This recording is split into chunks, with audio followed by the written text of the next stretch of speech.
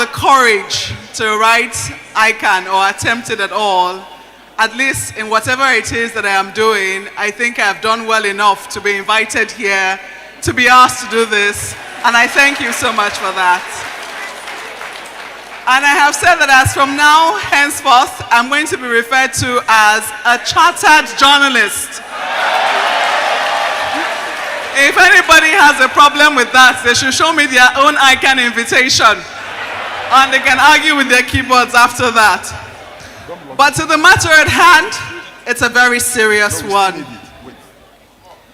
The Sustainable Development Goals 7, 8, 9, 10, 11, 12, and 13 are so closely related that if corporates and large organizations felt that they had been excluded from the Sustainable Development Goals, all they had to do was take a look at these goals, which challenge us all to look at cleaner and more efficient sources of energy, even as we seek to provide decent work and economic growth, while factoring in industry, innovation, and infrastructure to grow sustainable cities and communities, which encourages responsible consumption and production, while at the same time reducing inequalities and ensuring that we take action on the climate. What I have tried to do is summarize what all of these things, the SDGs are saying,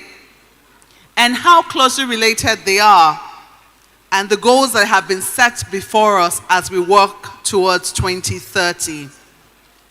Any responsible government knows that matters of the environment cannot be handled with kid gloves. The consequences of that we're currently experiencing, the consequences of that are grave. They include the floods that we have seen ravage communities as we speak. A number of states are currently dealing with flood situations. Kogi comes to mind. Anambra comes to mind.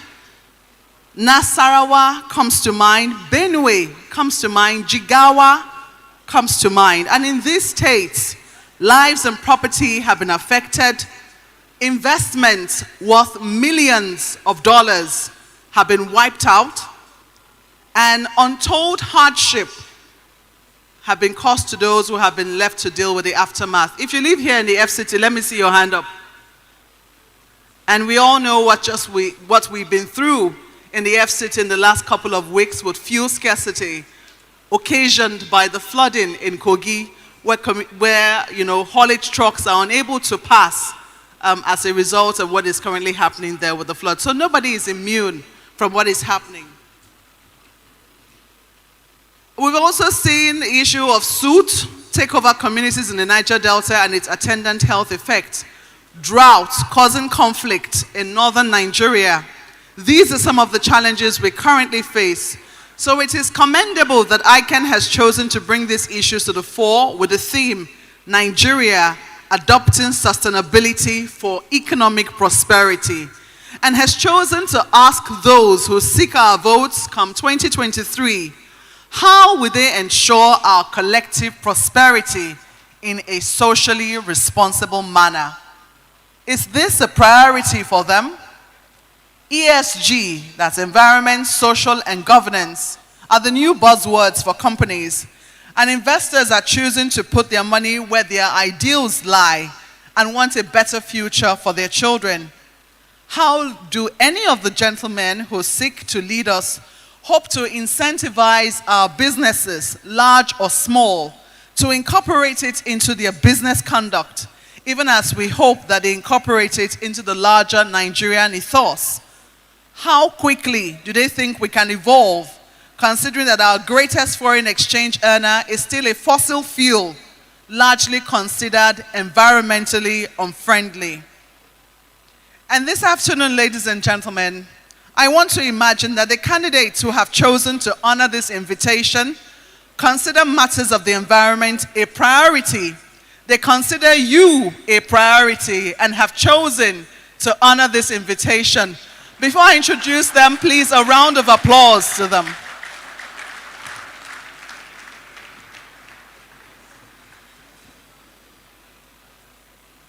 We have in our midst this afternoon, I'm going to be introducing them in alphabetical order. I know that usually at events they have protocol, but so that we do not run into any trouble, and also so as to acknowledge the fact that all of the people you see here are candidates seeking your vote.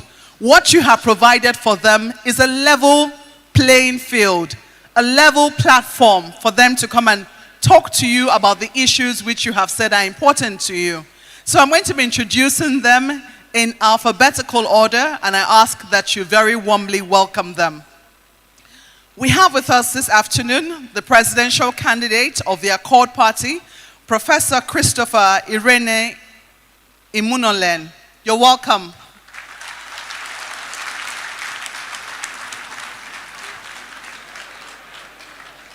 Also here is the presidential candidate of the African Action Congress, Mr. Omoyele Sowore.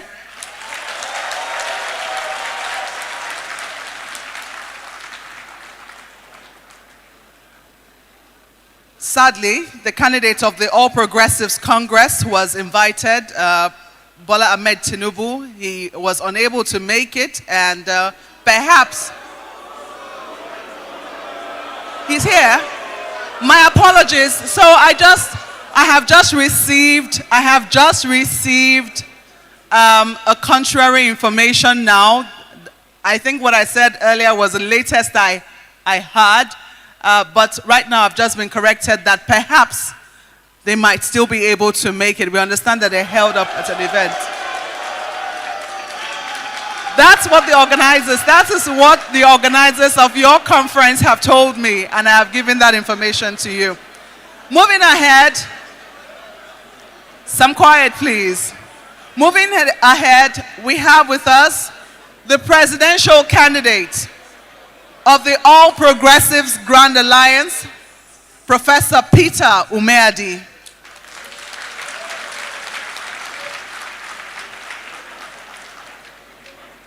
The presidential candidate of the Labour Party is also here, Mr. Peter Obi.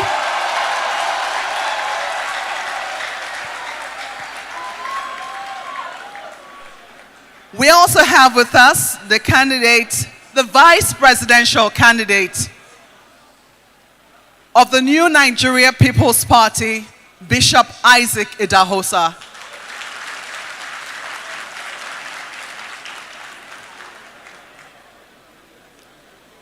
And last but certainly not the least is the vice presidential candidate and the current governor of Delta State, Dr. Ifeanyi Okowa.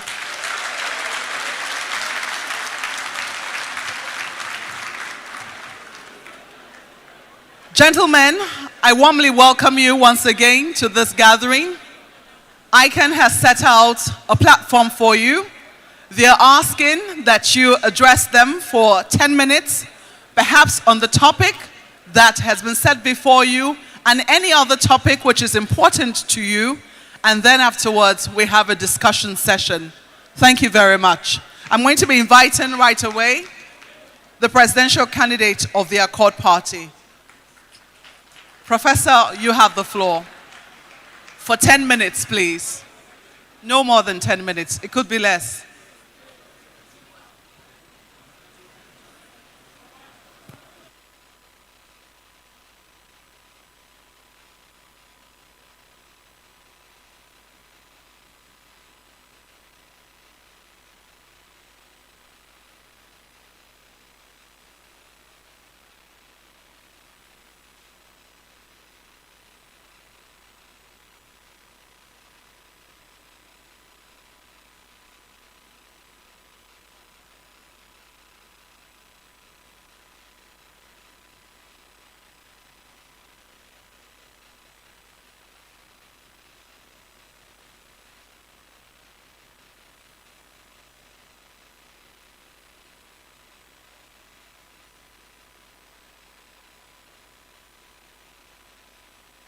Okay.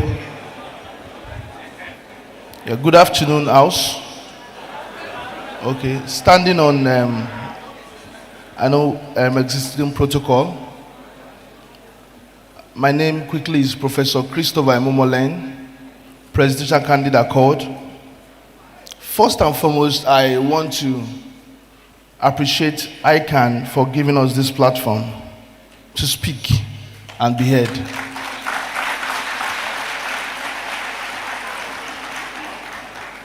I am perhaps the youngest presidential candidate standing on this platform today.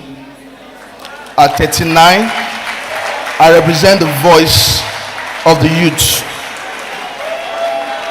At 39, I'm the only African who have established 3 universities globally. At 39, I'm the only one who probably might be standing here who have demonstrated value and passion for the Nigerian people outside politics. I know this is a sitting of enlightened people, and one of the first things we believe should be done when candidates apply for a job to manage your country is to research, is to know who are those standing here to lead us to the next level of prosperity. As we clap, we must know that Nigeria truly desire and needs fresh air, need new breed of leadership, a leader that has value and passion for his people. I've demonstrated that.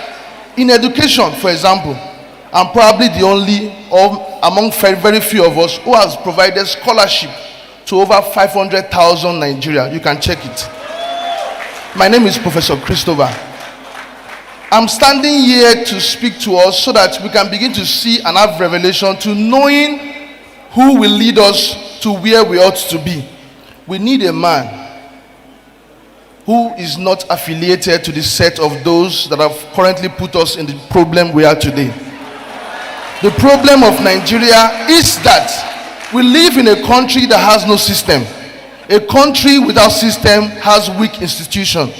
We must begin to build a system for ourselves. A country that you cannot even say to yourself, you're a citizen. Today, anybody can become a citizen of Nigeria. Even your passport can be picked by anybody in the world. We do not have system that would deliberately interpret our constitution to daily activities. We do not have system because the problem of Nigeria is not a natural disaster. It's man-made problem caused by those who have led us and those who are currently leading us. Recklessness, mismanagement, unaccountability. When a country do not have a system, you don't have institution. And when you don't have that, you have people who are bigger than the country. We need fresh air. We need new breed of leaders. We need those who have demonstrated passion and value in their personal life. You know, Nigerians, we should not be blinded by those who move from one place to another, who seek to you to look like your Messiah. You are learned people. You should research to know those who are standing here. We are applying for a job to become your manager, to manage your country. The future of our children lies in the decision we make. The future of our wives, our mothers, who today are widows, our husbands, who today cannot afford 3 square meals, a country that do not have middle class. I'm not here to motivate you, I'm here to speak to your mind. You know, even if you clap today, you go back to reality of life. Some of you that travel through roads could not sleep while coming, even through here. This problem are caused simply because we need a leader who can enforce, who have the will to build the system and ensure that the institution of Nigeria is strong. That is what I represent. I'm coming into this to ensure that we live a country that we are all proud of. Today we have problems with our education. Check out Professor Chris. I'm the only man who have set up 200 scholarship centers all over Nigeria for the past 15 years with or without politics. These are value. We should not be looking for those that have experience in governance. We should look for those who have experience for the people. Not to governance. That is what we have been doing. I'm not going to be talking too much, but the youth, remember what you said last year, that Nigeria truly need a breed of new leaders. And I don't want anyone here to stand to say, oh, you are too young to lead us. Remember those who fought for our independence, did so when they were young. Those who transformed this country did so when they were young. We need leaders who are at the climax of their career, not those who are already declining. That is what we represent. The leader that is going to transform Nigeria is one man who is not affiliated, who is not a friend to the set of those that destroyed this country. That is what we are going to bring in. And I pray that by the time we start answering questions, I will be able to further give you points to ensure that you go to the ballots not looking at parties, not looking at those who have led us before, but looking at a credible individual who possesses the passion and value to set Nigeria free. Thank you all.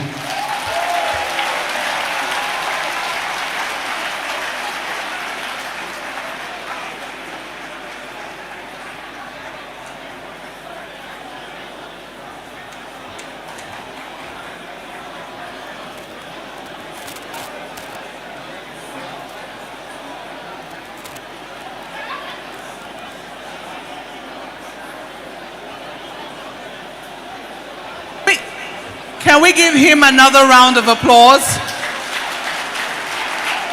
I hope that as you are listening to the presidential candidates, you are making notes and writing questions that you intend to ask them.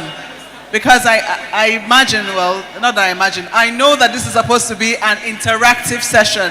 So by all means, note down your questions. I see that you already have a platform through which you're going to be transmitting that. My job here is to moderate it and make sure that as many questions as possible get answered by those whom you have invited to answer the questions.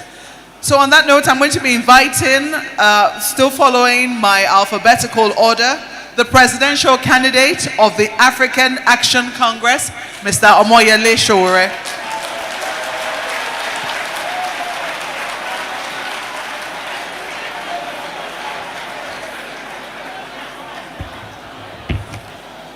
Good afternoon, everybody.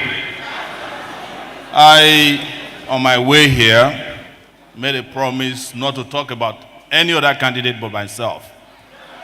So I want to thank the leadership of Ican for demonstrating better judgment than the Nigerian Bar Association, who did not invite the rest of us. But having said that, I also want to congratulate those of you who made a bet today that one candidate will not show up. Congratulations, you won. And the candidate that did not show up, please listen to this, is supposed to be an accounting guru from Chicago State University.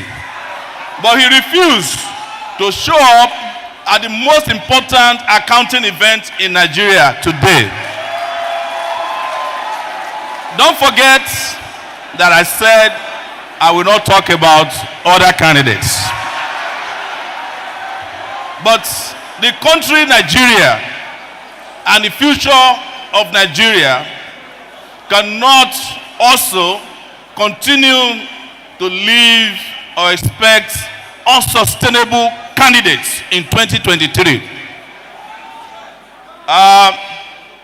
You guys are aware that the president of Nigeria just presented the budget of Nigeria a few days ago.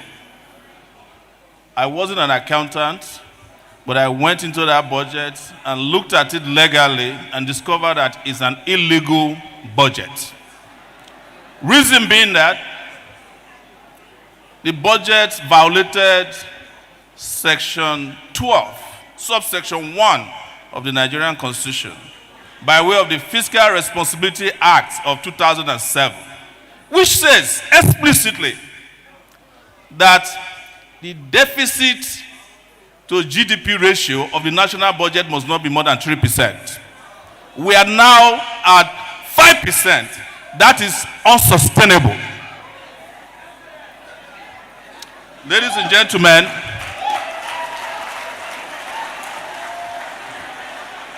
gentlemen, I would have loved to stand in front of you and talk about sustainability. It's a very fantastic buzzword for governance. But I'm here mostly to talk about things that are not sustainable anymore in Nigeria. I want to state clearly, while you are happy that I talked about another candidate, but I want to talk about one of you that carried out an unsustainable act of accounting. which is the stealing of over 150 billion naira by the Accountant General of the Federation. That is not sustainable. Oh, are you saying that he's not one of you? Fantastic! Fantastic! Fantastic! All right, I take it back. I take it back. Please, I take it back. And this is why you must ensure, and I will ensure, that the next Accountant General of Nigeria is a member of Ican.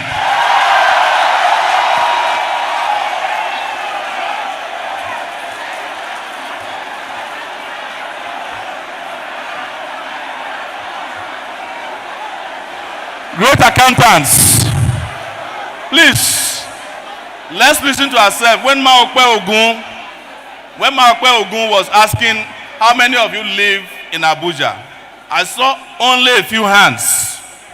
And I was saying to myself, they have driven away the real accountants from Abuja, where they are most needed, so that they can do what they like to do best: cook the books. And this reminded me of a story told by a friend of mine about accountants. They said they went to hell, and a section of hell had all these well-dressed people, and they asked them, who are they? They said, there are three categories of them. Some are doctors, some are lawyers, and accountants. And then an angel was brought to hell to pick out the accountants.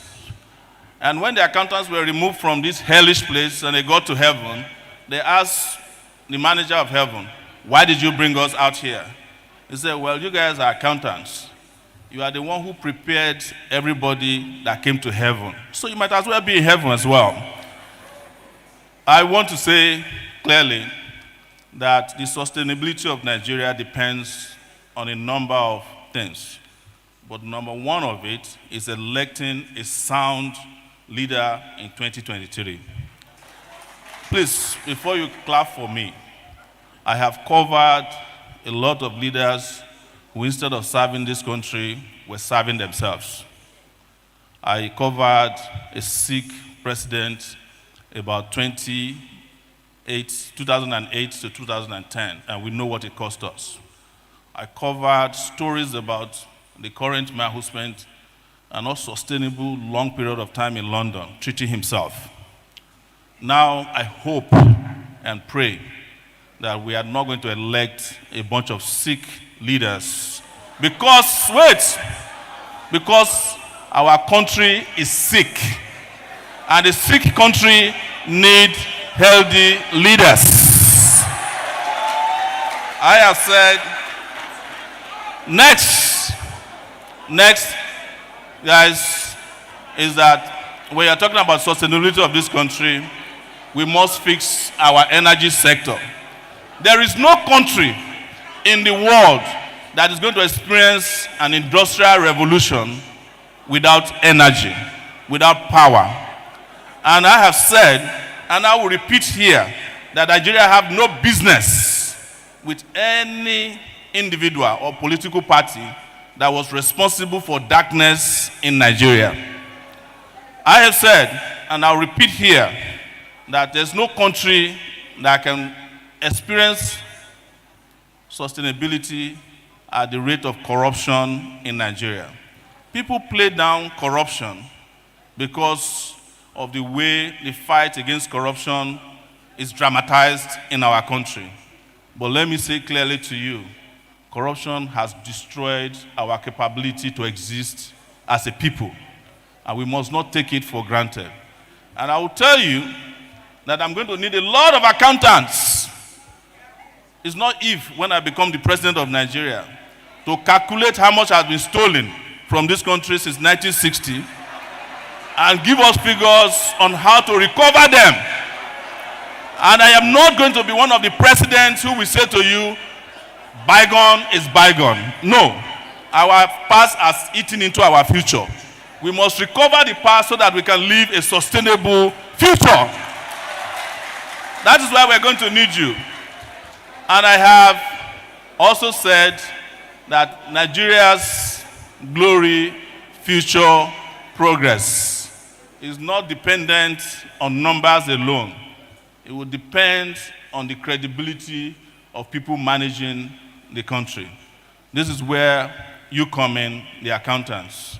We don't want a situation where money has been stolen before we deploy software. We want a country where accountants use software to prevent corruption before they happen. Because we know that as it is today, we are spending too much money chasing after money that has been stolen. We do not need that if we deploy digitalization of every facet of our lives.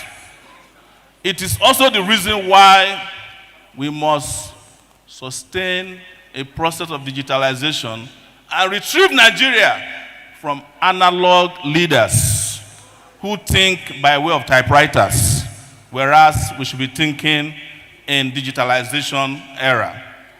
Ladies and gentlemen, I want to assure you that as a presidential candidate and a chartered revolutionary, you will have, as the president of Nigeria, someone who has the courage, who's got the credibility, the integrity, and the ability to run a modern state. There is no reason why Nigeria or Nigerians should have leaders running its affairs that do not know how to run their own personal affairs. Thank you very much, and I wish you the best going ahead in your conference. Thank you, and have a beautiful day.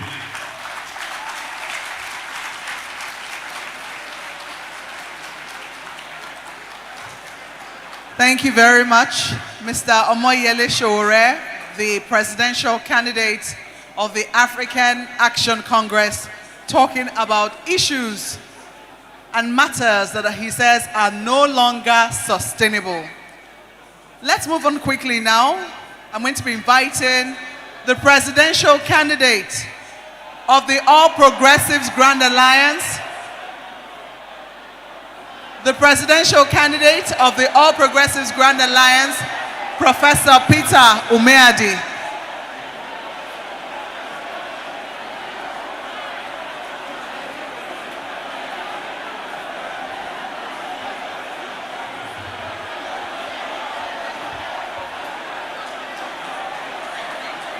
Please, can we settle down, please?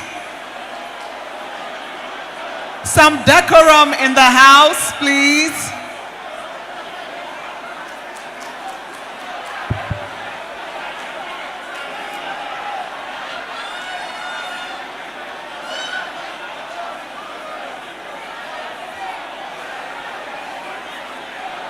Just a moment. I'm going to ask us once again to please settle down.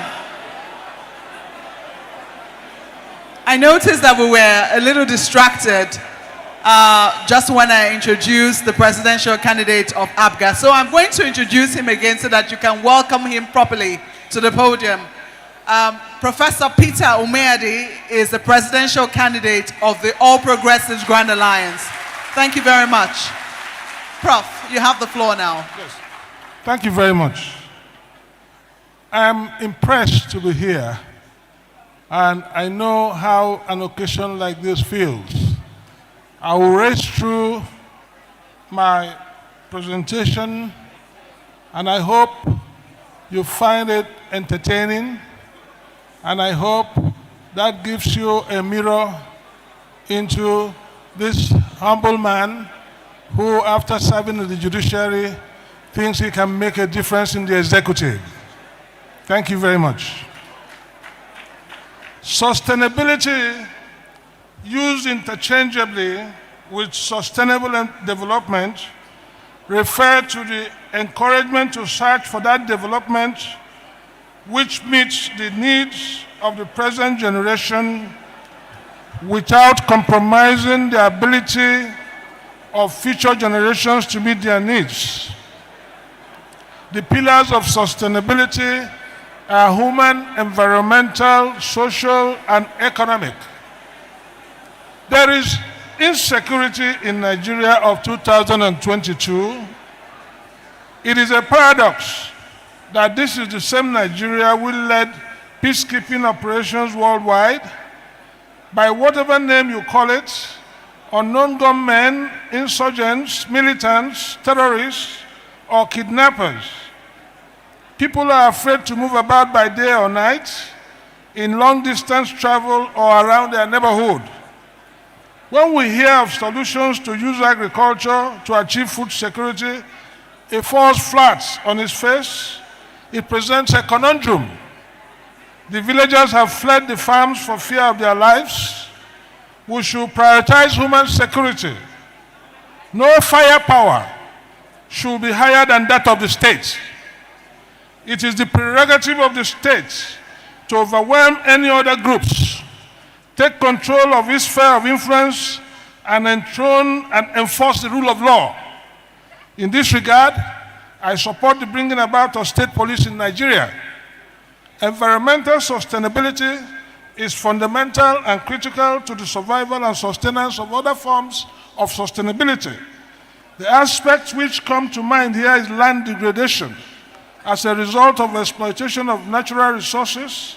On a trip to Port Harcourt to visit my sister and her family, I set out to visit the place of my nativity, which is Abonima. I joined a speedboat, which was a mere canoe fitted with an engine. The boat was traveling at excessive speed that I had my heart in my mouth all through the journey. I saw firsthand that the water and the banks were saturated with oil.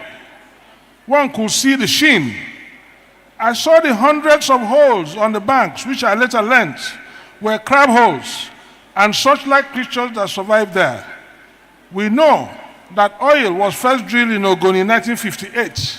However, it took nearly 6 decades in 2017 for the Nigerian government and oil producers to begin to clean up the spills, which you can bet started in 1958.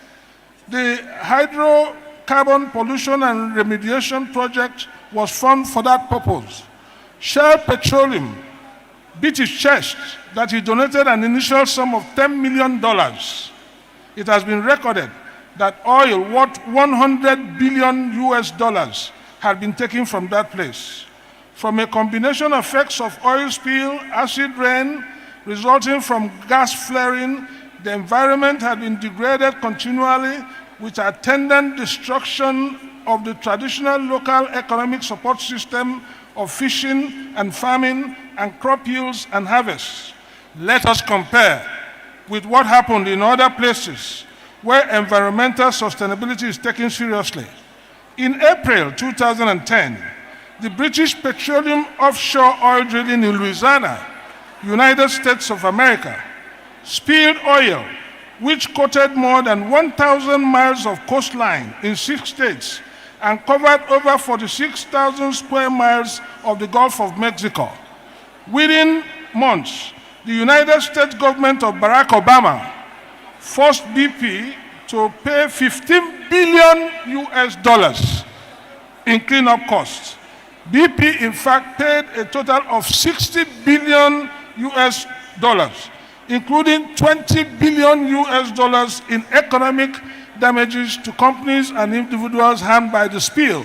See David M. Ullman of University of Michigan, 23rd of April 2022.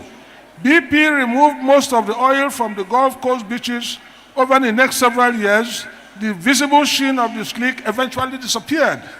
That is the ideal in environmental sustainability, which we should copy. Same should go for the excavations for solid minerals going on across the country, which are generally uncontrolled, yielding erosion sites and other forms of degradation. We should have a more cumulative impact assessment.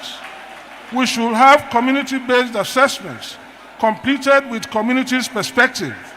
We should increase cross-boundary policy making and transnational governance, which will enable us to involve and hold entities responsible even from far places. In social sustainability, we should review our education system. I recommend the German model, where all start and proceed to the middle level, then separate for those who want to continue in the white-collar jobs and those who have tendencies to technical trainings. The structures for technical education will be defined, leading to skills acquisition and self-employment. We will aim to build skills acquisition center playgrounds across the country in the fashion that party offices were built in the past. I am committed to implementing the Child Rights Act. About 11 states are yet to domesticate the Child Rights Act, and these 11 states are all in the north. I will hold parents of children roaming the streets accountable. I envisage free internet for students. Wireless fidelity internet shall apply to secondary and primary school students. The policy will later extend to homes. The app will supply an autonomous repository of millions of free Wi-Fi hotspots all over the country, which will bring out the desired effects. I will want to achieve and revive the post office.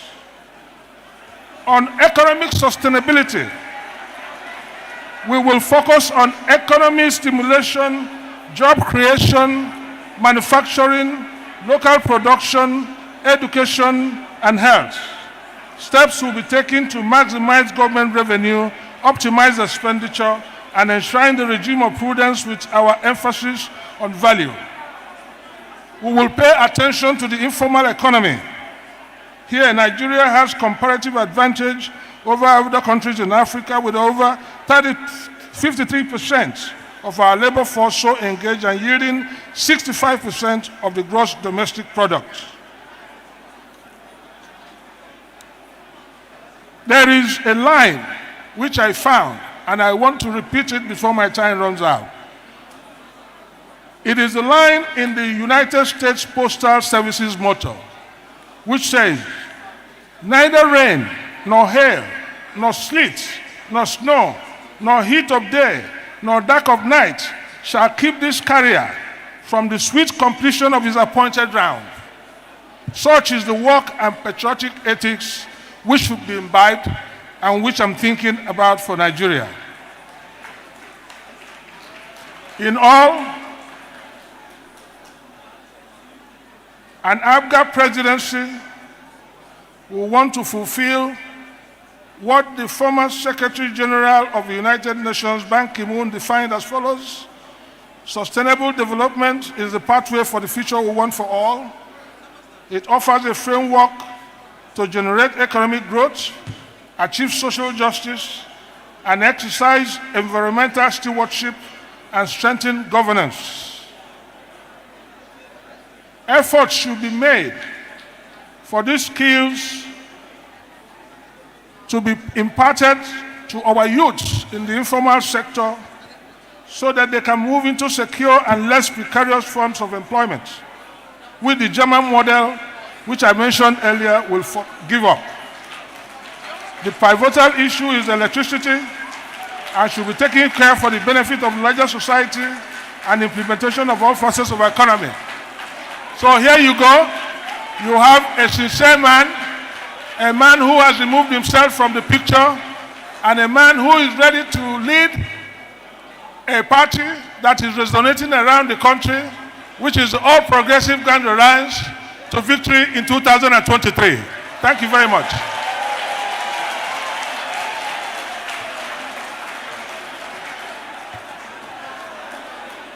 Thank you very much, Professor Peter Umeadi, for delivering such a scholarly paper. I'm sure for those who would want to take a further look at what he has, he is able to provide a soft copy of that for members of Ican. In the meantime, I am going to ask all of us to please calm down. Is it possible for us to have a moment of absolute silence? Please, I know you've had a very long day and you've been here since morning and there's been barely a break. But please, I'm going to ask for some decorum. You have invited this gentleman here to address you, and I don't think it is nice that whilst they're speaking, you're also having a conversation of your own. That's not very kind. So please let us have a decorous house as they give us what they have for us. That's the only way we'll be able to truly and fully interrogate what it is that they have brought on board. If I have your cooperation, can I hear an aye? Thank you very much. Thank you. So let's move on now. I'm going to be introducing the presidential candidate of the Labour Party, Mr. Peter Gregory Obi.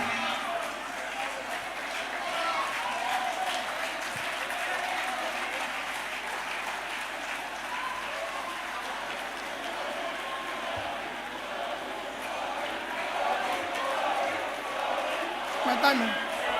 Hello, this is timed.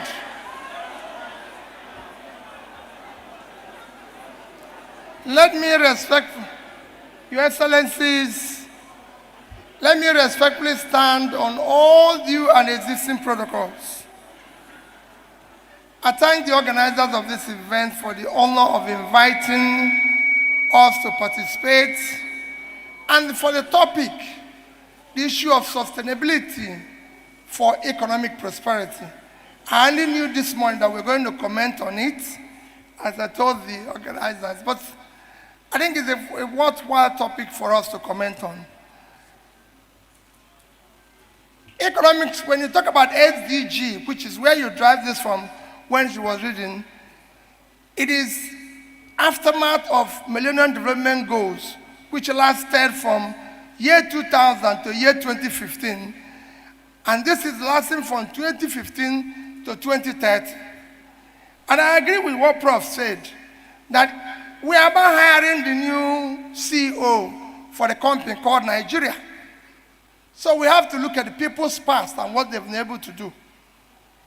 MDG goal, which ended in 2015, for your records, I started implementing it in year 2008 in Anambra State.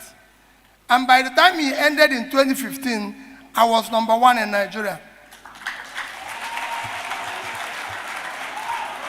And as we move on, what we are going to do, because it's critical, as we move on in what we are going to do, for me, the Labour Manifesto is already mainstreamed along the SDGs. You can go and look at the manifesto, it's already mainstreamed, and we put it into our development agenda and what we want to do, following our experience with MDG. Then it comes to where, for you accountants, your contribution to that development. Nobody can think about whatever we're going to do, whether you call it SDG or anything, without knowing that accountants, chartered accountants, play a critical role in development. Because whatever you plan, whatever you want to do, you have to ensure, one, the financial sustainability of it. You have to come into the budgeting, the forecasting, and most importantly, the revenue. Because at the heart of tax is you. You have to bring the taxation into it. Today, what the most critical problem of Nigeria, apart from other things that are besetting it, insecurity, everything is revenue to GDP, which is often shouted about that we don't have enough revenue. We don't have enough revenue because to GDP, even among the African pairs, we are 6%, when the average in Africa is 16%. Going globally is even worse. The reason is, so at the heart of it is you. It is you that is supposed to help the government to organize when the government starts doing the right things. How are we going to do it to ensure that this tax revenue comes in order to be able to build these sustainable goals? At the heart of it is You must secure and unite Nigeria. Today, Nigeria is among the fragile states, so security becomes paramount and critical. You must govern by rule of law and ensure that we fight what one of the candidates they have mentioned, issue of corruption. At the heart of everything happening here in this country today is corruption. You have corruption of all sorts, corruption in terms of the way you appoint people to be in office, by appointing incompetent people, corruption, the way we do our expenditure, corruption in terms of if you look at our subsidy today, it's virtually an organized crime. Today, our oil is being stolen by who? By people in government. And you can go on, and the heart of it is this. So you must remove a country and show that we must now have a country where there will be wealth with enterprise. In any country where government officials are richer or politicians are richer than business people, that country is finished. And that's what you're getting here. So you have nothing to account for. So for me, if you're going to talk about sustainability for economic development, is to start doing the right thing. What are we going to do? I've said my number one priority is to secure and unite Nigeria. People will tell you security is so difficult. It's not difficult. It's only in Nigeria that somebody kidnaps me and is phoning my brother, negotiating price. If I'm sick, he calls police, he calls doctor, they come and treat me. Everybody knows where we are, but except police. It's not acceptable. With technology today, with technology and everything today, you know where the crime is taking place. And you can sort it out. We have to have the three-level policing, local government, state, and national. In terms of corruption, it is easy to fight. People make it look as if it's difficult. It is not. The box stops on your desk. If you yourself is not stealing, those around you are not. You reduce it by 70%. Two of my accountant generals are your member. You can go and ask them how much was missing in Anambra State. And it's very simple. This is what we want to translate. We want to be able to move the country from consumption to production. And when you come to moving from consumption to production, whenever I say move it from consumption to production, the first thing people ask is, what are you going to do? The greatest assets of Nigeria today is the vast uncultivated land in the north. If you put that land into production, it will make a difference. Yesterday, we had a professor who was delivering a lecture in Lagos, Professor Stephen of this thing, and he talked about Bangladesh and Vietnam, which was a basket case yesterday. And I told him how I've won all the fields of Bangladesh. Nigeria today, a country, when he finished that lecture, I joined somebody who was from Yobe State. And he said, in Yobe State, they cannot do. I said, Yobe State is 45,000 square kilometers of land. Yobe State is bigger than Netherlands. If you add Borno State, you have 115,000 square kilometers. That can go for half, a quarter of the entire land in Europe. Thereby, you have to be productive. If Netherlands can export 120 billion worth of agricultural goods every year, at 33,000 square kilometers of land, Yobe State should do 1.5 times that. 1.5. And 1.5 is just about $2 billion. We're not asking for too much. 1.5% of that is $2 billion. And if you do $2 billion, at rate of exchange today is 1.3 trillion. Thereby, you shouldn't be going to here to take the share of your distance. So we want to move the country, make it productive, stop corruption. These are things you can use to stabilize your currency, which is collapsing today because you're not productive. You're not exporting anything. You're not selling anything. This is how you can pull people out of poverty. The more you pull people out of poverty, the more you reduce criminality and be able to make the country, sustainable. You cannot talk about sustainability in a situation where gangsters have taken over your country. You can't talk about sustainability when you have 33% unemployment. You can't talk about sustainability when you have 20 million out of school children. No, these are things you have to tackle first. As you're doing it and you mainstream the sustainability aspect of SDG into your mainstream, you will be able to drive the process. But in conclusion, as the professor said, he said, borrowing Lincoln, you don't need too much of sophistication or written documents. All you need to do is to continue to do simple things consistently. And you get there. Thank you and God bless you.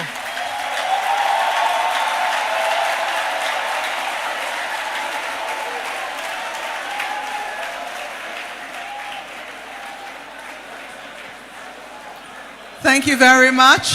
Thank you, Mr. Peter Gregory Obi, presidential candidate of the Labour Party.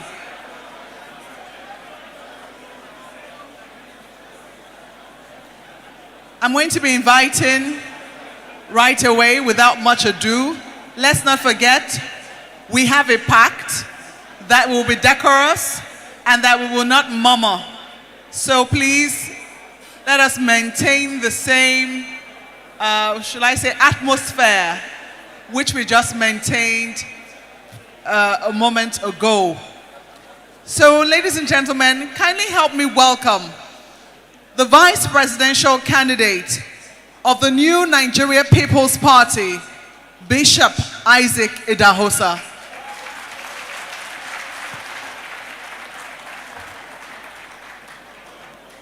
Good afternoon, everybody. On behalf of my principal, His Excellency Senator Dr. Rabi Musa Kwankwaso, I stand on his seat to deliver his thoughts. Excellencies present and all protocols duly observed. Please, you have to give me some time and possibly learn one or two things from what I'm about to deliver to you.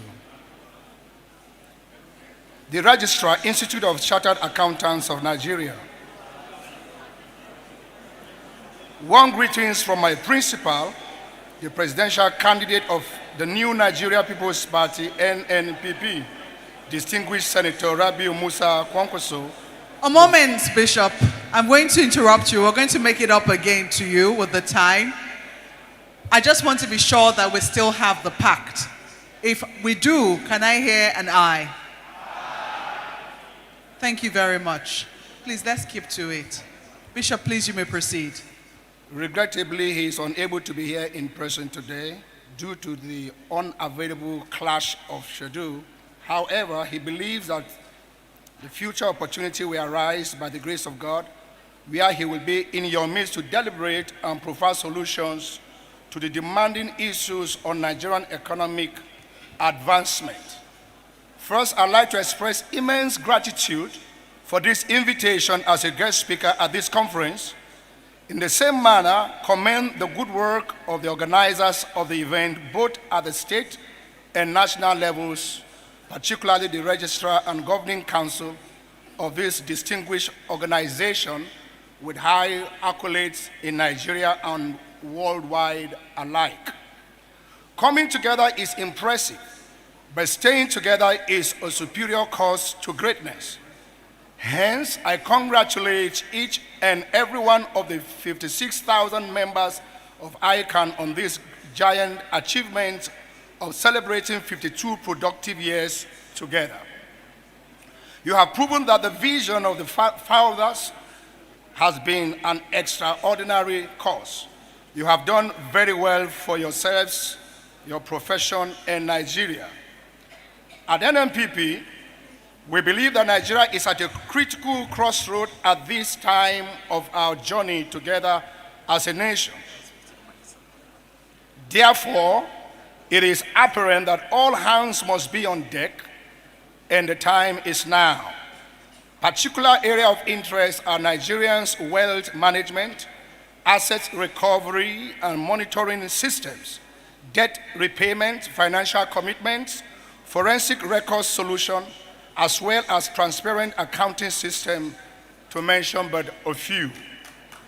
As we will demonstrate in details at the unveiling of our presidential campaign blueprints, our mandate is solution-based, people-driven, and business-friendly.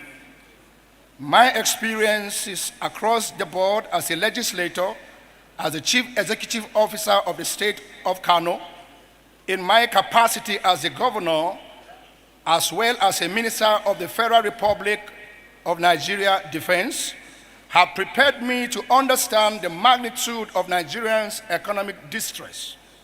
Therefore, the leader we desire at this time is the one who is ready to roll up his sleeves on day one. A leader who can delegate and manage a performing team with limited resources at our disposal. Also, equally important is the security situation across the nation. This menace has taken so much out of our lives and our commonwealth, yet it has continued to be an undesirable burden to us all, both at home and in the diaspora, in one way or the other. Consequently, in order to be able to achieve our sustainable goals and succession plans, we must recover first and build our gross domestic products as well as our foreign reserves with a deliberate and strategic approach with clear intents. Yes, we can do it when we put the right people in the right places at the right time. Today, it is a fact too plain to be contested that the economy of Nigeria is in a state of uncertainty. The issue of high inflation rate, fluctuation in foreign exchange markets to the extent that for the very first time in the history of Nigeria, the United States dollar is exchanging almost for 800 naira. A constant fall in oil price and revenue generation in insecurity are great concerns that require strong economic reforms. Economic development is the desire of all nations of the world, but how to attain a sustainable economic development and by extension economic recovery remains a challenge to many nations. Different paradigms of development are being considered globally, and one of such paradigms is sustainable development. Harmony between man and nature is the prerequisite for sustainable development. There is now a transition to an agenda which embraces the three dimensions to a sustainable development, while still ensuring that poverty eradication at its highest priority and that extreme poverty is ended within a generation. Until Nigeria begins to take this path, sustainable economic development will be a mirage.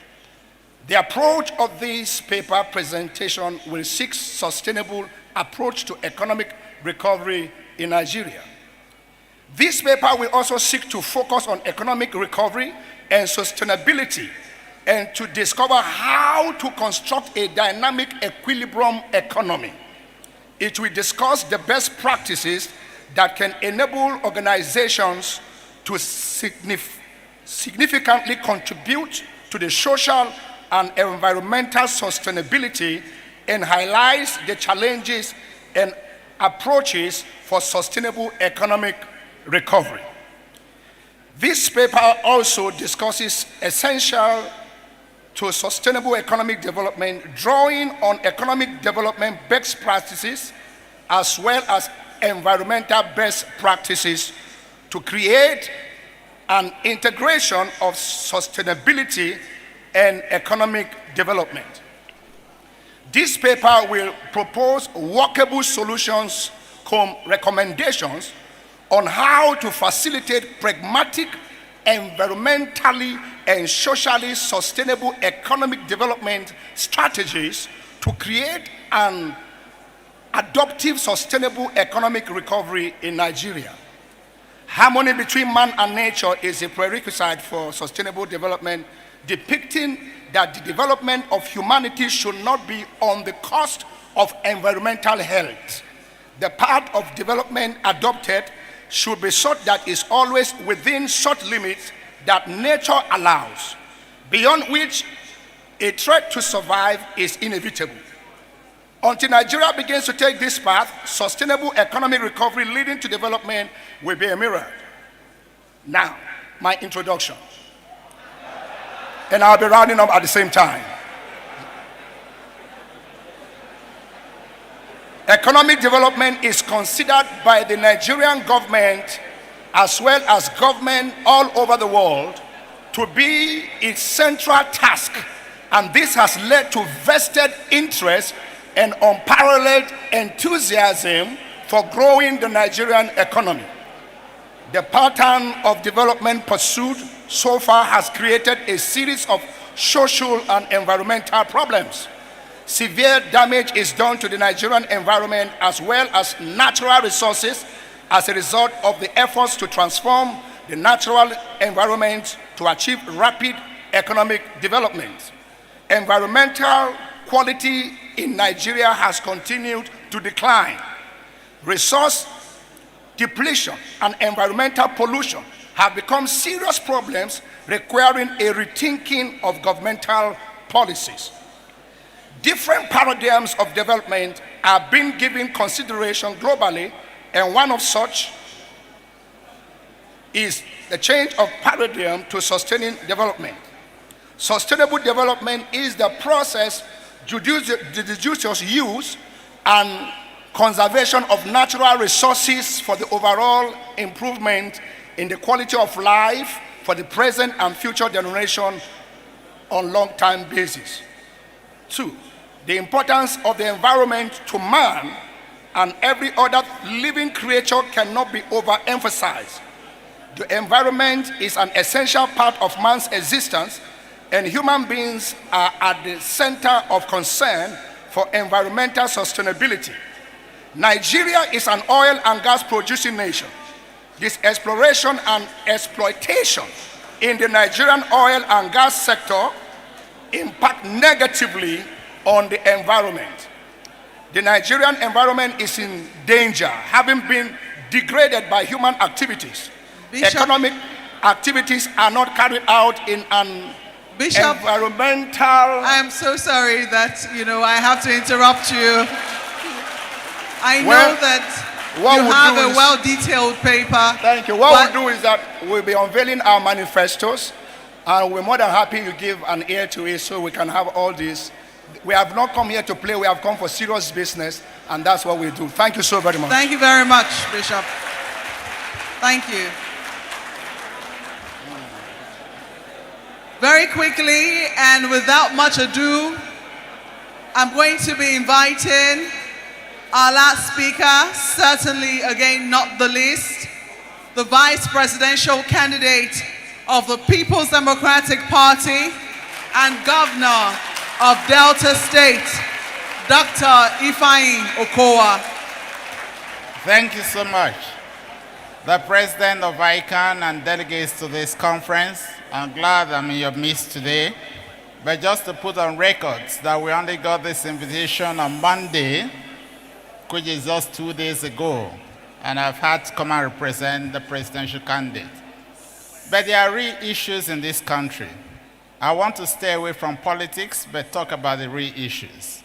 The Nigeria that we have today is a Nigeria that is troubled. There's disunity, and from different parts of this nation, we are speaking with voices of anger. So first is to find a pathway to reunite us as a people. Because if we do not work collectively as a people, and we pull in different directions, we will not be making progress. So our first major program is to ensure that we sit down with stakeholders in this country, and then we get to sit to talk about Nigeria and how best to stay together. But in staying together, there must be equity, fairness, both in terms of participation in government and in terms of development and provision of amenities across this nation. No section should be neglected at any point in time. When we work with social equity and ensure that everybody is included in governance and in the dividends of democracy, we will be able to have a better country for ourselves. Secondly is the issue of insecurity. A lot of us talk about it, but there are very many issues when you're talking about insecurity as of today. You're blaming the police, we blame the military. But what are the numbers? What numbers should we truly have? We must be very cautious before we throw blames. These persons that are working for us in the police force, even in the military, how trained are they? How regularly are we retraining them? How are we providing for their welfare? How are we providing equipment for them? We talked about technology. Technology is very important. So we must be cautious. So we definitely, as a government, we have to increase the number of people who are in the Nigerian police force and in the military. We have to equip them and ensure that their welfare is taken care of and ensure that they are regularly trained. It's very important. But very importantly, this country cannot survive where we are at the moment without a state police force. And as a political party, my candidate wants you to know that the legislation has already been put in place to amend the Constitution and to have a law to govern the creation of state police right from the first week of its ascension of power.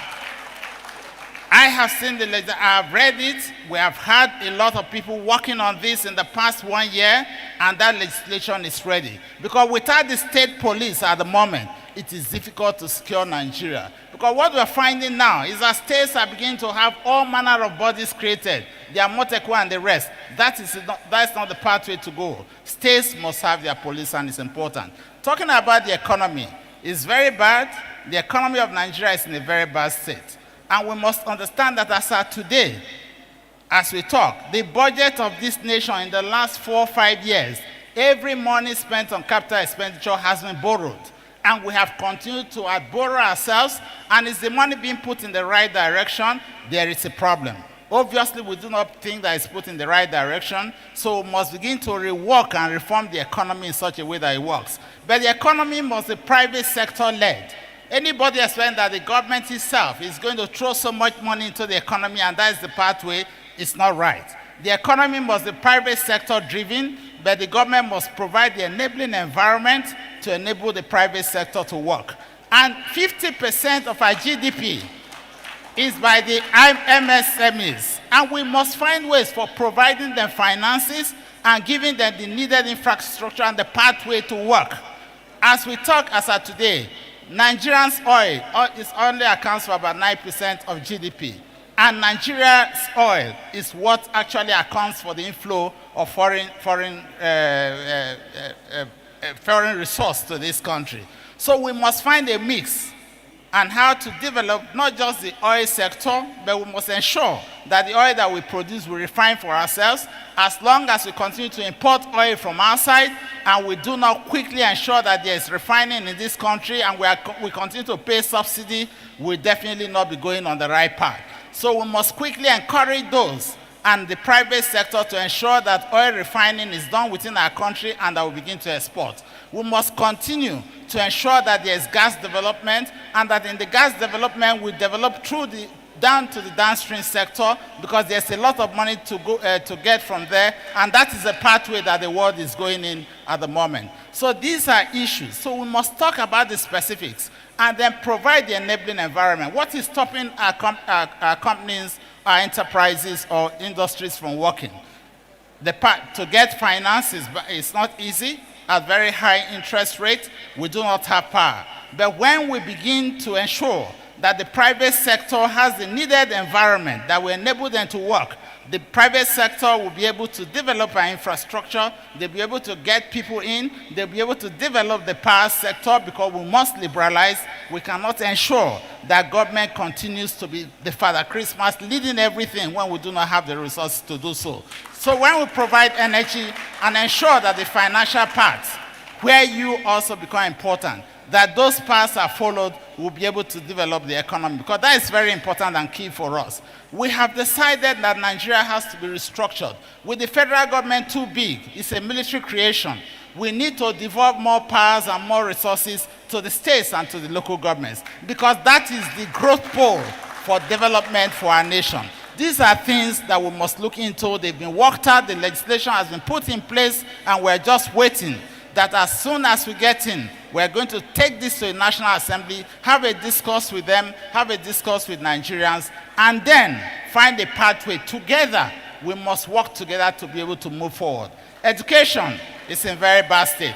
The health sector is in very bad state, and we have strong points on that. Science education and technological education is very important. Entrepreneurial education is very important. We're ignoring it right from our secondary school level, even from the primary school, through to the universities. Entrepreneurial education must be emphasized. That is what we are doing in Delta State, and people know. And we must begin to find ways to create jobs and to make people learn that they can create jobs and work for themselves. They cannot continue to depend on government.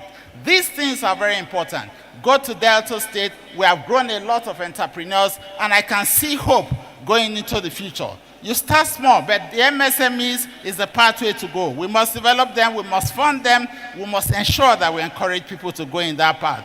Coming into the health sector, the Health Act 2014, I led them in the National Assembly to ensure that we provided for the vulnerable.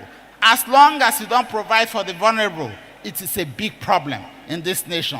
The kind of health structures that we're having is creating problems for us. You must ensure that primary health care is the basic one, and that foundation must be strengthened. And that's why we decided that we must strengthen primary health care and that we must provide for health insurance. And particularly in so doing, you must be ready at the beginning to pay the premium for the less privileged, which would be those pregnant women who don't have their own private resource, and those children under 5 years of age. We are doing that in Delta State, and it is working for us. And I believe that we can do it for Nigeria, because it is something that is workable. These things and so many other things are there. Yes, the private sector must lead the economy. We cannot continue to rely on a consumption economy. It's not about importation. We can do it in this country, but we must create the enabling environment to get things to work. And we are talking about realities on ground and what is doable. And the PDP is ready to do that. And we have already a pathway. We have a covenant with Nigerians, a document. We are not just talking to issues. We are very convinced in ourselves that we need to do it together. And this country, there are so many issues that we have to look into. Even the issue of population management, we tend to ignore it, but it's a major issue in Nigeria. When your economic growth is far outstripped by your fertility rate, you cannot develop. In planning, we must be cautious where exactly we are going. It's important that we look at these issues. And these are issues that Atiku Abubakar and I and the rest of us have discussed. We are discussing with the private sector. We will engage you, we engage all Nigerians, and together we'll get things working again. God bless you.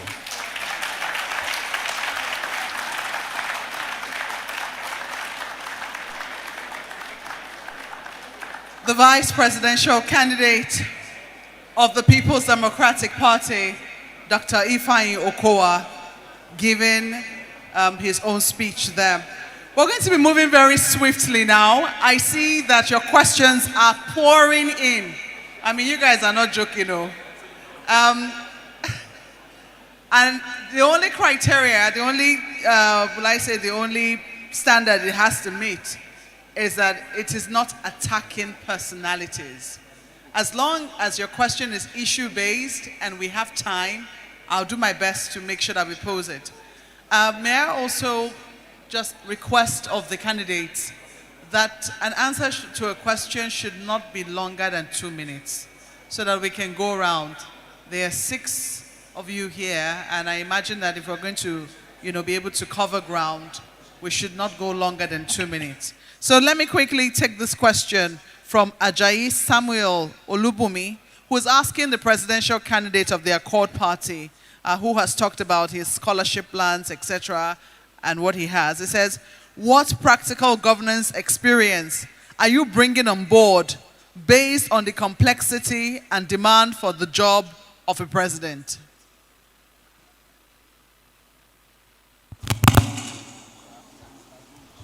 Okay, thank you. Like I would always say, thank you for the question. I had mentioned it clearly that the next president of Nigeria must be one that has passion and value for his people. If we check all over the world, check leaders who have transformed their nation, these are the two values they possess. We must be able to look at this, and I have done that privately.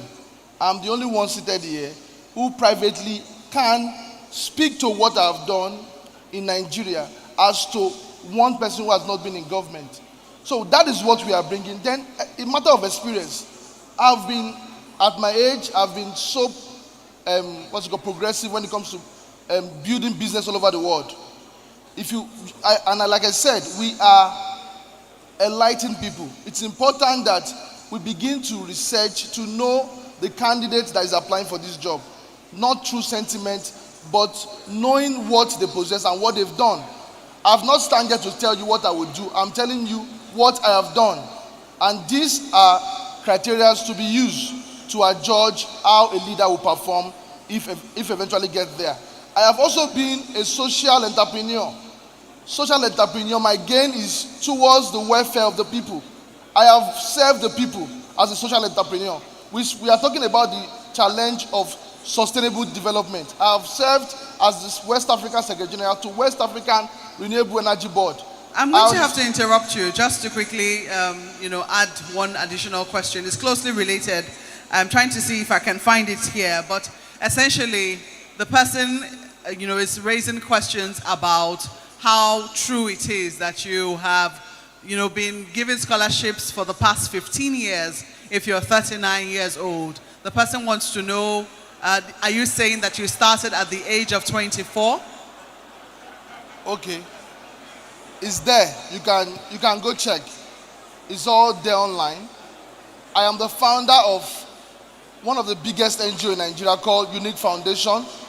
I'm also the president of Global Wealth University. I'm the president of Pan American College in California. I own various educational platforms. And because, I must say, of my background, I lost my father at the age of 12, and it was very difficult for me to go to school. Ever since then, I have run a passion to ensuring that Nigerians and Africa, I have a university in Togo that gives Togolese scholarship, a country I can never become a president. It demonstrates passion. You can go check it. Our school that has scholarship all over Nigeria have more than 120,000 students now, all on scholarship. And we've been doing this for many years. So it might look impossible, but it's possible for me because it's a thing of passion. And I know there are so many Nigerians out there. Who is also pursuing their passion to service the Nigerian system. I represent one of those Nigerians. Thank you. Thank you very much. I'm going to be posing a question to the vice presidential candidate of the NNPP. I understand that he has to leave us shortly because he has to travel. We're going to wish you journey mercies. But just before you go, is it possible for you to quickly take this question from... Can we have some quiet in the house, please? Thank you. From Amadi Nathan Chukwuwike, who's asking, considering the situation in Nigeria with respect to corruption and mismanagement of our resources, how do you plan to handle these and the cabal that are holding government officials to ransom and depriving the country of necessary growth?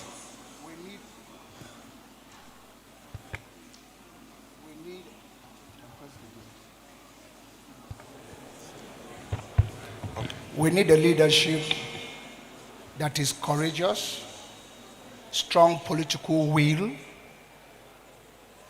leadership that is determined, that has the passion, is passionate about Nigeria and the Nigerian citizens. We need a leadership void of confusion, void of compromise, a leadership that will be centered on the people.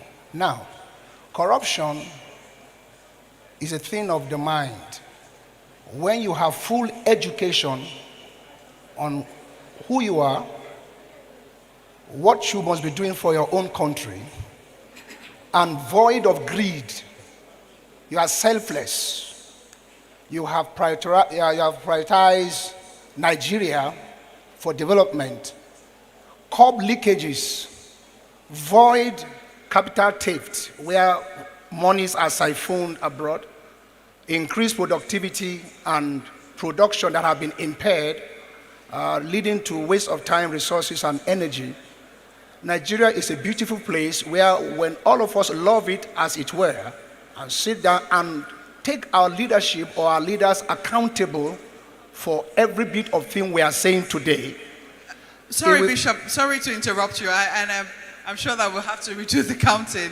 I'm interrupting you so that I can repose the question. Do you acknowledge that there is a presence of a cabal in this country which is holding it captive?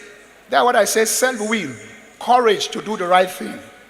When you get into a place of power and you have no preference but competence, character is going to be the order of the day. Enjoy the rule of law. It doesn't matter whose ass is God. Once one is corrupt, is made to face. So the law shouldn't be two-sided. It should be what is meant for one should be meant for the other one. So the cabals have as much power as is given to them. But when you choose to say, no, I am for the people and the masses, then they will follow suit over time. Thank you very much for your response there. The next one, I'm looking at this one. Well, it looks like questions are just coming in and covering the ones I had seen earlier. I'm going to take this one from Adekola Maria Oluwafunke, who has a question for the presidential candidate of the Labour Party. She says, governance is not a one-man affair. How are you going to ensure that you put machinery in place to deliver on these promises? And how do you plan to... And how do you plan to sustain the economy? I'm trying to find the question, but that's basically what... Anyway, let's just start from the fact that governance is not a one-man affair. Of course, that is right. You start by building a team. It's about being able to have a team that is competent, that has capacity to do the right thing. It's not one man affair, and I agree entirely with that. And I can say that I have shown in private sector where I've built and led a team at least that capitalized the smallest bank into 25 billion bank in my 40s. And I've built a government that at least has shown by the time we left office, you could see the result of that government in areas of HDI, education, health, and everything, where we move from where we are to number one, and being able to sustain. If we talk about the issue of corruption now, I can say I have been governor in Anambra State. I'm responsible for all the finances. Go there and show me where their money is missing.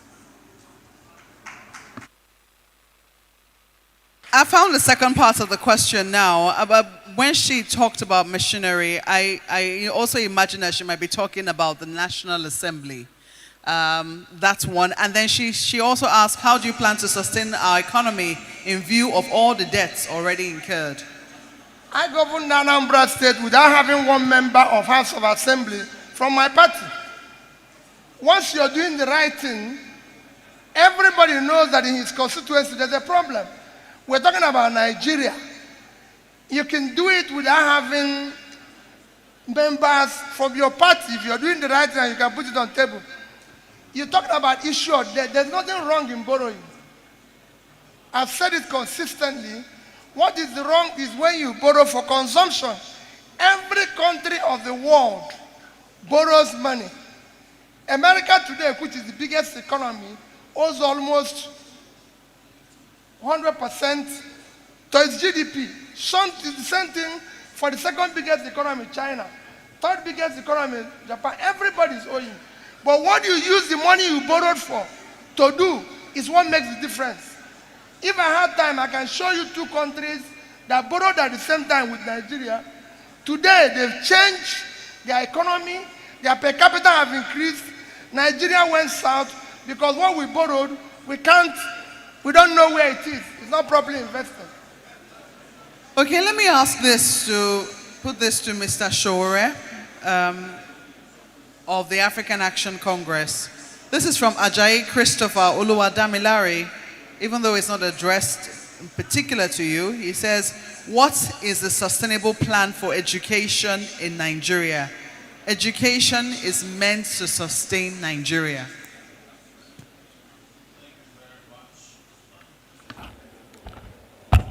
Thank you very much. Let me make a quick clarification. I heard from some of our colleagues here that the unity of Nigeria is very sacrosanct. I disagree with it because it's not part of the SDGs that Nigeria must be united. Except we sustain Nigeria on the basis of justice. Nigeria can never be united, and it can never continue to be united. Having said that, I want to mention that I am a beneficiary of free education, and it will be a crime in this country to continue to insist from those who benefited from free education that the younger ones who are poorer than when they existed should pay through their noses to acquire education. The solution to sustainable education is three: investment, two, investment, and three, investment. Invest in education. Give our people great access to education. Give them quality education. And to those who have been in government and those who are still in government, stop this universal basic education. We don't need basic education to advance because the rest of the world is no longer using slates and chalk to train their children. They are using computers. Let's invest in those kind of quality education so that our children can compete with the rest of the children or people around the world in the nearest future. There is no basis for a country that cannot pay 1.3 trillion naira to ASU to buy vehicles for the Republic of Niger, SUVs. We have gotten our priorities wrong, and until we get it right, we can never do anything right, and that is why you should change your mind and vote for those of us who have experienced greatness and who want to bring it to Nigeria. Thank you. Let me just quickly add this question to it because it is closely related. It's from Akinyede Felix Mayowa. It says, can any of the candidates make an open pledge for adequate funding of education, and to what percentage if elected? So, I pledge to spend at least 26% of Nigeria's budget in the direction of education. And I mean it because, as I said, I benefited from free education in Ondo State. Anybody from Ondo State here? Yes, most of us benefited from free education. And we will be committing a crime against humanity if we don't make this pledge and ensure that it's implemented in our lifetime.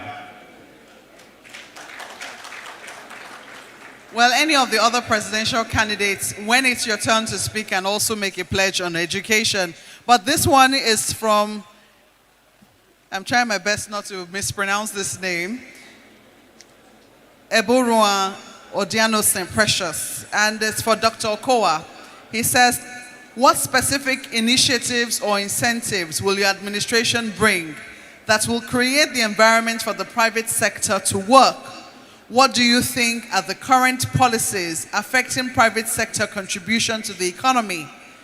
And what do you think about the borrowing to finance budget and the huge size of our recurrent expenditure?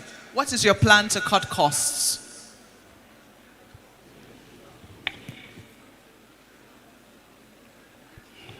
Yes, thank you so much.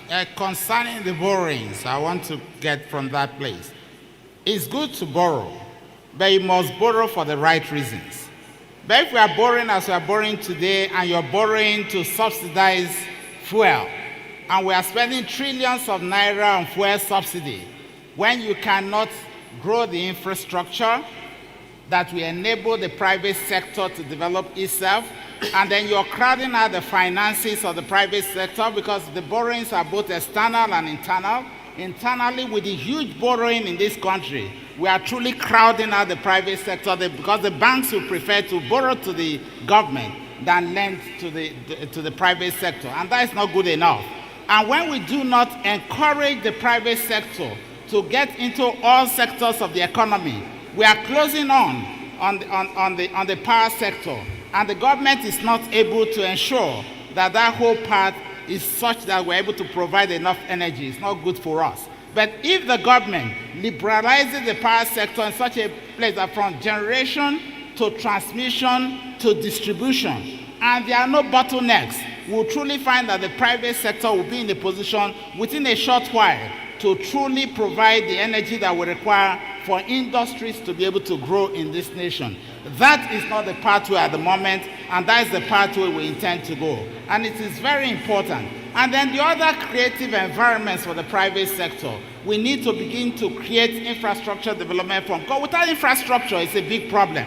We need to have special economic zones where people can truly have shared facilities to be able to develop their industries. The high cost of energy and high cost of financing is not good for the industry, it's not good for the MSMEs, and it's really choking the private sector from developing. And only the private sector can truly engage our people and ensure that they're employed at the moment.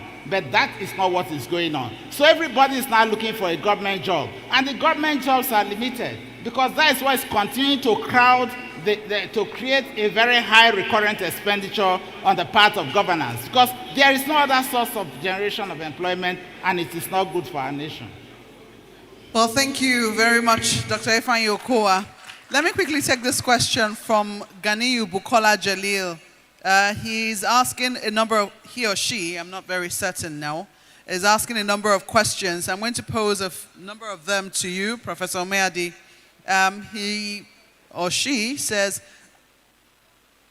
can each of the presidential aspirants tell us with a timeline what will be done differently to, one, adopt, achieve, and sustain improved, sustainable economic prosperity for Nigeria beyond your tenure? Let's start from there. Thank you very much.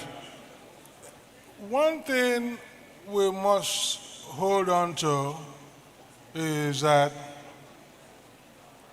I will recount the great writer in Vanguard, Dele Shobowale, saying that my governor, Professor Saludo, will be the first economist to be the governor of a state. You don't have to be an economist, as we're getting on here, to do things right. Barack Obama was a lawyer. Biden is a lawyer. So, you see, what happens, and I keep saying it in governance, is that it's the mindset of the man who has been entrusted with power that you check. If the man has that is what we often refer to as a political will. And that is the bottom line. In other words, if you get into power and if I become president of Nigeria, then, of course, I've said it elsewhere, at the snap of a finger, a president will get all the options on his table before nightfall. And then it becomes your mindset. What is your thinking about Nigeria, which will follow on my own part to remove my personal interest from the picture entirely? In other words, everybody who has brought anything on my table will have to explain to all of us, and I'll listen, how to get it across. We are here with Ican. The biggest thing with Ican is not the arithmetic of the work, it's the probity. That is what is in your motto. The probity and integrity of the work. Not the numbers, not what the numbers tally to. And so, for me, all the time, my interests, and I will pursue it to the end, is for the good of the people, to make sure that I take actions which will render Nigeria in a better shape. I have spoken about Child Rights Act. For instance, you hear those things, they don't sound falutin, but that is where the issues are. Children are on the streets, and 11 states in the north have refused to domesticate them. Of course, I will find carrots and sticks to make them do so. And you begin to work Nigeria from that point. So Okay. if I may get the other side. So these are the personal aspects that Peter Umadi stands for, and which I will strive to run on in this campaign. Okay, let me hope that this question doesn't disappear. It just did. I just saw it a moment ago. Yes, this one is from Oyeyemi Hezekiah. Says, Nigeria is one of the largest oil producing and exporting countries of the world, and only country among crude oil exporting countries importing refined oil products. This is visibly unsustainable. If elected into office, what are you going to do to bring about sustainable oil product availability in the country? And also, what are you going to do about fiscal indiscipline, evidenced by our budgeting system? Let me just take this too. This will be to the candidate of the Accord Party.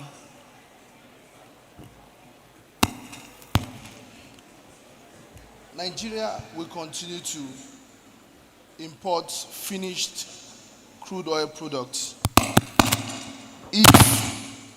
if one, we do not invest in local production.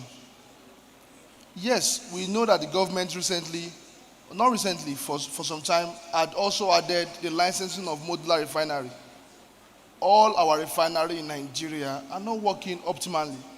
We have the LMA Petrochemical, we have the Warri refinery, and check they not work. So if as a nation we want to stop importation of crude, then we must invest in ensuring that our local production is up to date. Then secondly, we talk about oil theft. As a nation, we must begin to look at our problem peculiarly and begin to solve them. Who are those involved in oil theft? They are local guys who develop local technology, and they steal crude and refine it to produce diesel. Why can't we begin to look at this local technology and begin to look at how we can also license small-scale refinery in Nigeria? As a nation, there can be a crime. You can build a system around that crime, control it, monitor it, and it will be legitimate. We must ensure that we produce and refine our crude oil so that we can produce. Today we have diesel at 800 naira. Do you know why? Because the first product from illegal refinery is blue gas. So once you fight those guys, I'm not in support of what they are doing, but you kill the economy. You know why? Because 80% of the diesel we consume in this country is produced from the creek. We must begin to look at a way of fighting corruption in a way that it doesn't kill the economy. Let us invite these guys. They have a local technology. Let's improve on it, make the technology environmentally friendly, and let's look at how to give license. In China, China is an industrialized world, not because they have massive industrial skills. They encourage small-scale industrialization, small-scale equipment. You go into a room in China, you see a family producing bottle. A family, because there is an intentional procedure to support family units. What we must do is we need to look at our technology, begin to look at how we can solve our problem, looking at the peculiarity of our problem. Thank you. Thank you very much.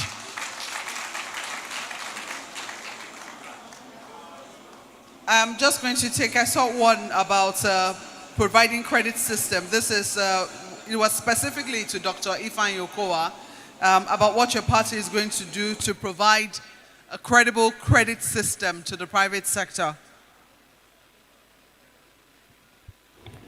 Okay, first is to ensure that our banking institutions are in such a way that, as consolidated as they are, that they are ready to lend to the real sector. But as I said, what we see in Nigeria today is that government is overborrowing internally in various ways. And because of that, funds are not even available for you to ensure that the private sector has access to those funds. And when they have access, because the funds are not easily available, they are lending to them at rates that are not sustainable, which is not good enough. So government must rework itself on the way to in terms of fund generation, so that we do not overcrowd the banking system in this country and get access to where we are. That is one. then we must also work with private institutions with incentives to ensure that we're able to create an infrastructure development fund. And that is very key, because once we're able to get that done with tax incentives and other incentives, then they're able to create that institution and have that fund that people who are actually in very critical projects, either in energy or even in road construction and very major projects, can have access to such things. Then we must begin to work with the many people may not agree with it, but we must find ways to begin to work with even the workers. Because we have a huge pool of funds that we have in our pension funding. Because they do not trust the government, they will not want that lending to the real sector. But when you get them to work with the private sector, and they are not lending to government, but they are lending that is worked in such a way that they're able to lend with the credible organized private sector, then that private sector is able to develop the infrastructure, because the government alone cannot develop the infrastructure, and as they develop the infrastructure, then you begin to net away from the tax that they would have paid over the years. It has to be a collective approach, and this thing is very key for us to be able to achieve that. But the totality of what we need to do within the government is such that there has to be a totality of reform in our approach. But as I said, you cannot be borrowing money and you're spending trillions of naira. Like next year, they were telling us they wanted to spend 6.72 trillion for the purpose of subsidy.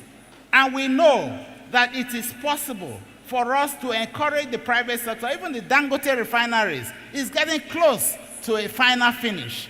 But he has bottlenecks that he has to go through. What is government doing? When we know that that refinery is able to, the 650,000 barrels per day, whatever be the problem that Dangote is having, government should find a way of facilitating it so that we can have in-house, in-country production of oil, of the crude oil.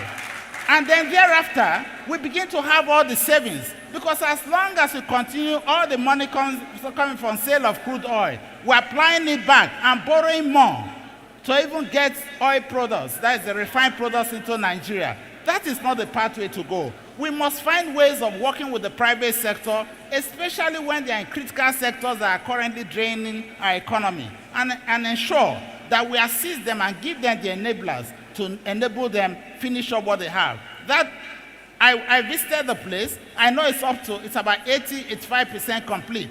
Just the 15 to 20% left, they are stuck. And government is not paying special attention to it. It is not right. Well, thank you for that answer. I'm going to ask, this is from Luther Agbobil. I'm going to be posing it to all the candidates. He wants to know, what is your stance on open grazing? Let me ask you, you're the presidential candidate of the Labour Party.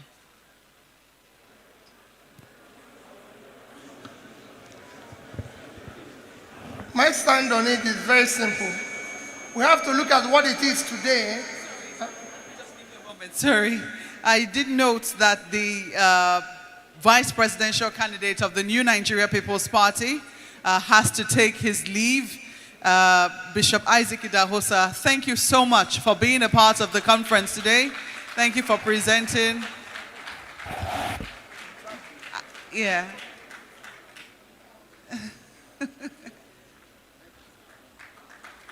I do not know if you want to quickly share with us. Well, he's already going. Thank you so much for your time with us here at the Ican conference. Thank you.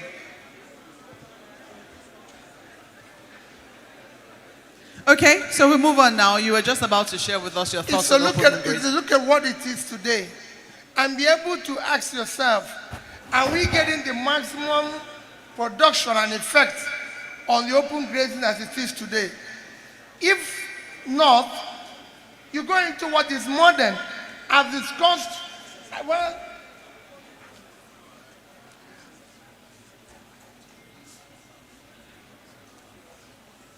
as they discuss this issue, even with all those who are involved with it, and say, this is what we think we can do. We want to take a group photograph with all of you, and since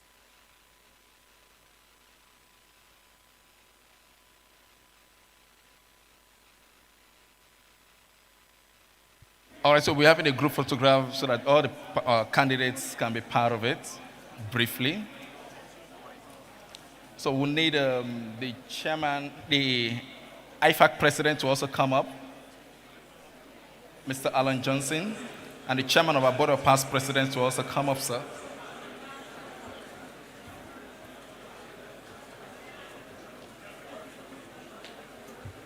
Please hold on, we see other candidates coming up.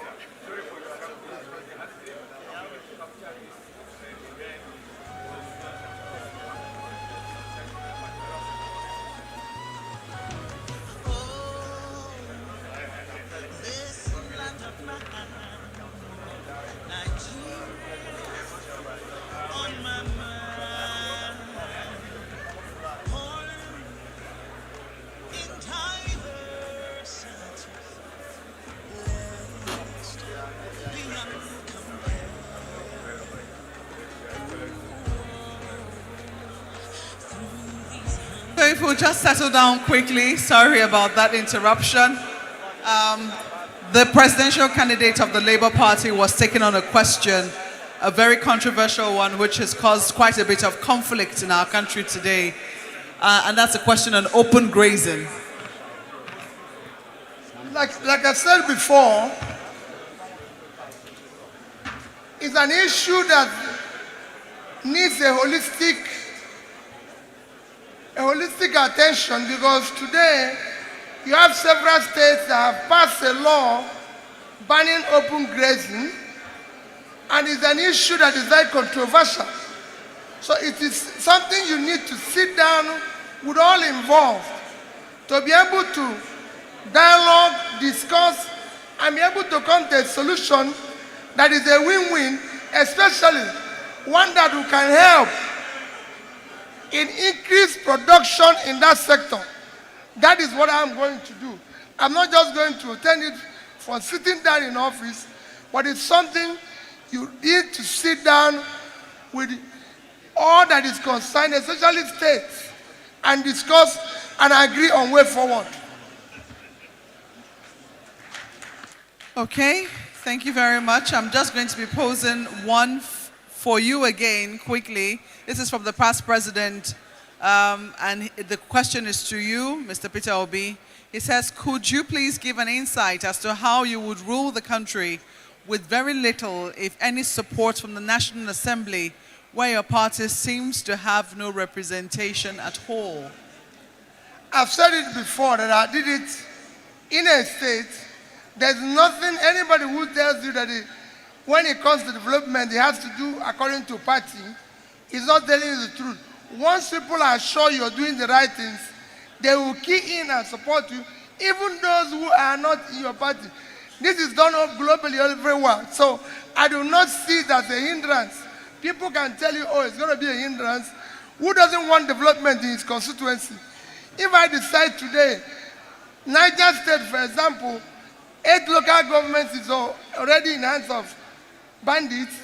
If I decide today to invest in agriculture, to pull Niger State out of where they are today, they will not tell me because it's not my party. So that is something that is very, very visible and doable. Let me ask Mr. Showore, this is for you, about what you're going to do about electricity. It's still a problem. It's closely related to the topic of sustainability for economic prosperity. We cannot run an economy on generators. What are you going to do about providing electricity?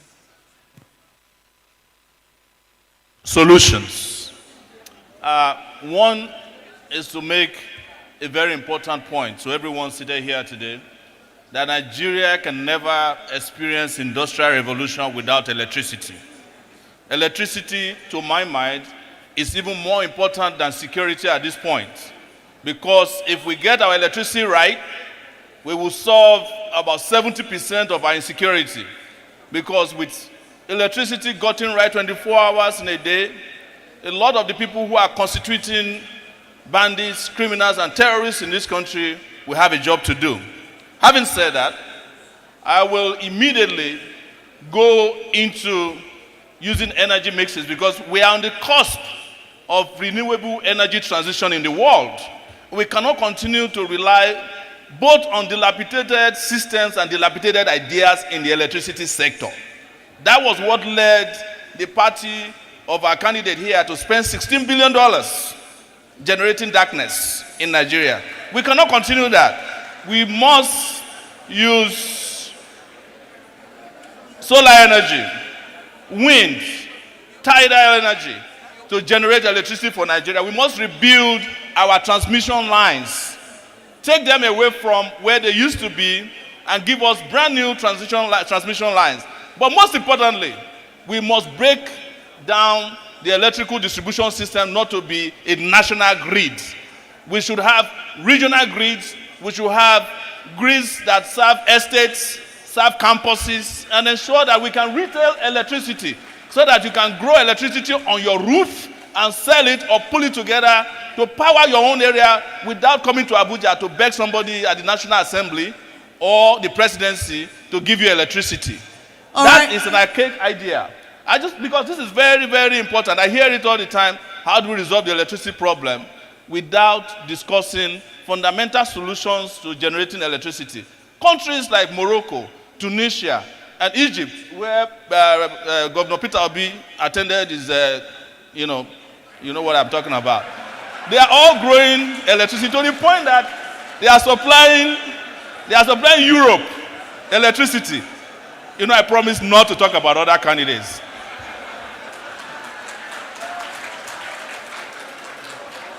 Can I ask you a quick comment on what you intend to do about open grazing? I completely would go for ranching. The reason I would go for ranching is that it's safe, it's secure, it's also a source of generating power. The question is how? Biogas. How? No. Because we've seen, just a moment, we've seen the attempt of the federal government to try and get states to yield land to herders. There's a difference between grazing and try to grab land. The federal government is interested in Ruga. They want to grab land. I'm not interested in that. What you're saying is that churches, look, the people that consume the most amount of beef in the country are in the southwest. Yoruba people. They eat any part of, there's no part of cow that they don't eat. Nose, yash, everything. Why can't they do what Awolowo did in 1956 when he had a grazing place in current Ondo State, Akuna, where they were able to supply beef to the southwest? You don't need anybody to come from Niger to give you beef. But all of them are always playing, lip service to the governor of Ekiti State. Flew cows to Ekiti by first class. One of them escaped at the airport. They didn't know how to catch it. You understand? That is not governance. And if we are still using the old federal government system, then we might as well just keep voting for this guy to continue in office. You are asking me for new ideas. Let me talk about it. Ranching is the solution. Hydroponic ranches, not Ruga or land grabbing. Because part of where Nigeria got to where it is today is the Land Use Act that Obasanjo introduced when he was in power. We haven't solved that, and you want to grab more land instead of allowing modern ideas to give you beef. That's what I'm saying.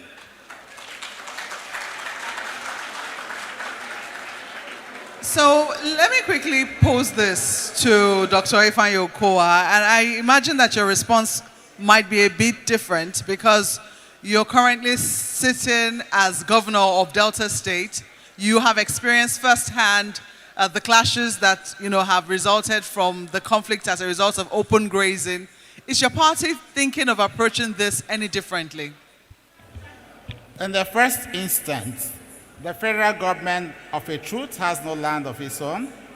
Lands by our constitution belong to the state government or to the people of the state and is held in trust by the government of the state.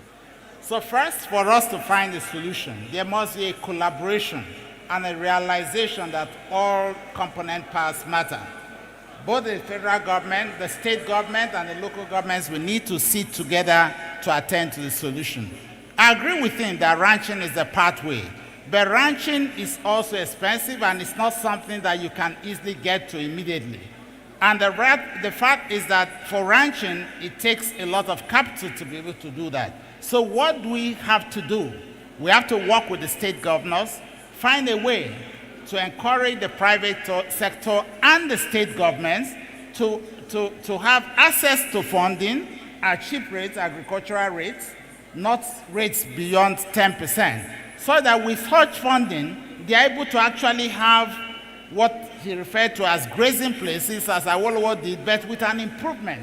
Because now when you have such grazing places, and they are secured, and you have provided facilities, actually you have developed ranches. And then, as we get to that level, you also need to talk with the people, because if you provide this and the people are not utilizing the ranches or the grazing places, then in that case, you have done nothing. So it means that there has to be a sit down with the Métis Allah and all those people who are involved in cattle rearing to let them know that it is more profitable. And when a few of them, you start pilot schemes and they begin to see the profitability of having their cattle in that place rather than trekking it and suffering the people, you'll find that with those ones, you begin to recreate hope and more people will have to get into the ranches.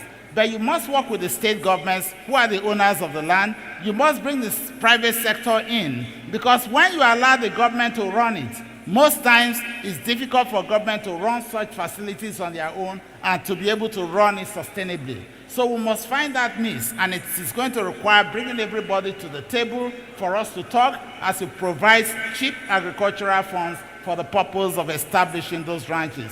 And as of today, the greatest problem, because most states have made laws, but they are not able to do anything because they don't have their own police force. So whatever law you're making comes to naught, because you are not going to be able to use the federal police to do what you want to do. But we have committed that we are going to allow states have their police force. And when people begin to realize that there's something that the economy will grow with ranching or taking their cattle to reserve areas that are well structured, but you have to pay some money for that purpose, so it becomes an economic thing which definitely works for all, and it is very important. And the state police will be able to ensure that you do not just roam around all farmlands and begin to destroy the crops of others, because it's what is creating a high level of insecurity across the various states in Nigeria, and we need to put a stop to that. Thank you very much. I'm going to pose this also to the candidate of the Accord Party. Professor, have you given thought to open grazing, what you're going to do about it? And in the same breath, you might want to comment on electricity generation. Okay, quickly, let me first talk about the electricity generation. I often would say this, that government does not know how to do business. Government should not be in business. Rather, only but to create an enabling environment for business to strive. If we check carefully, we discover that every sector that government have huge involvement has problem. The power sector, the tertiary education sector, check them. Because government's role should basically be creating an enabling environment for investors to strive. So one of the very first things we'll be doing in electricity is to look at the policy framework. Today, Nigeria needs 100,000 megawatts of power. We are only able to produce 4,000 megawatts of power. We have companies in India, just companies that belongs to an individual, producing over 40,000 megawatts of power, a whole country. So we must begin to look at the policy. NERC, the Regulatory Council, let us have more investors come in and begin to handle power generation, power transmission, and power distribution. We must not make a sector that is hinged upon national development monopoly. We don't monopolize the sector. So the monopoly currently in the power sector is what is making Nigeria not have power since 1960. If we must grow as a nation, the power sector must be liberalized. And we need to start having those that know how to do business run the power industry. That is the way out. And for open grazing, why are we talking about open grazing? Because of the huge security challenge we have with those who practice those businesses. First, we need to solve the security challenge in it. We need to identify, we need to database. See, one of the biggest problems we have as a nation is data. We are in a country that have no data. We are in a country that operates no system. See, if we must prosper as a nation, we must have data. We don't even know Nigerians that are giving birth to. Okay, we talked about the NIM and the BVN. Even if we are trying to build a data for Nigerians to know who Nigerians are, what about the children that are giving birth to? We must begin to run a management system for all our hospitals so that a child that is giving birth to in Nigeria is recognized. That is the only way we can build a country. Today, this is Ican. You know all your members. Your members have number. You know where they are. You can track them. As a country, we must begin to build a system. The solution to our problem is to build a system, and that can only happen by digitalizing the economy. I'm a digital professor. And I understand this. We talk about digital technology. I want to a little disagree with my friend, Mr. Peter Obi, who said one of the ways to make Nigeria a productive economy is to invest in the vast land in Yobe. No. In as much as we must invest in agriculture, subsidize food, but one of the best ways to convert Nigeria to a productive economy, one, is by investing hugely in Nigerians. Is two, is by making Nigeria a nation that has what? Friendly business economy. Are you aware that Nigerian visa is still one of the toughest visas to get in the US and China? A country that needs investor. Are you aware of the kind of policies we have that encourages double taxation and frustrate investors for coming into this country? Many investors that are in Ghana and other West African shores have Nigeria as their target market. But the only reason why they will not come into Nigeria is because of our poor business environment. Okay. So we must begin to rejig it. So what I'm saying in a nutshell is this. We must invest in human, we must invest in technology, we must create an enabling environment for business to strive. In so doing, human beings naturally will move in the direction that profit them the most. Thank you. Thank you very much. Thank you so much. Professor Peter Umeade, I'm just going to ask for your comments, your quick comments as we wrap up now. After that, after you've spoken on open grazing, is this something you'd like to talk about? Let me just quickly ask you. Open grazing and electricity. And after that, I'm going to, go around all of the presidential candidates to give their closing comments. And that's where we'll have to wrap up this session. Yes, open grazing, ladies and gentlemen, we have to find a new beginning, which must start by calling a spade a spade. That is what has kept us where we are. Take open grazing. The defense of the federal government sometimes is that they have grazing routes, which they want to hold on to, which were made in the past. But does it include trespass? Like we've said here, does it include damage to farms, to crops? Of course not. So, you see, if you're in a country and you want to rebuild, you must start from somewhere and you must put your feet down and do the right thing from the beginning. So my own suggestion is that the farms, because when you talk about thoughts, that is harm to persons or property, you talk about who came there first. The farms that are there should be protected before we begin to look into what we are doing to cattle that are getting into farms are destroying them. In Owerri on Saturday, I was there. The songs that greeted me from the women that I went to see were that Nama has destroyed all our crops. And not just destroying all their crops, women are abused, people are killed in those farms. And then we'll talk about security. And then we come here and we want to gloss over these issues. Then we don't want a new country. ABGA will not be for that. If somebody like me coming from where I'm coming from, no.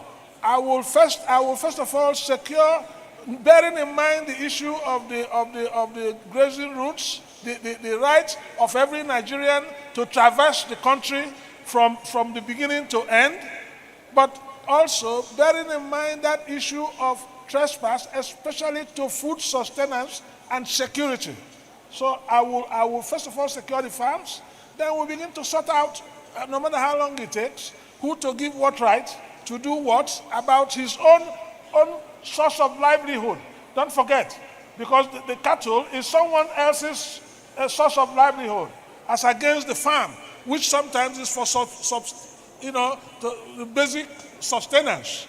Now, on a general note, I want to make this point here because this is a very good area of calculative minds who are looking into why all of us are here.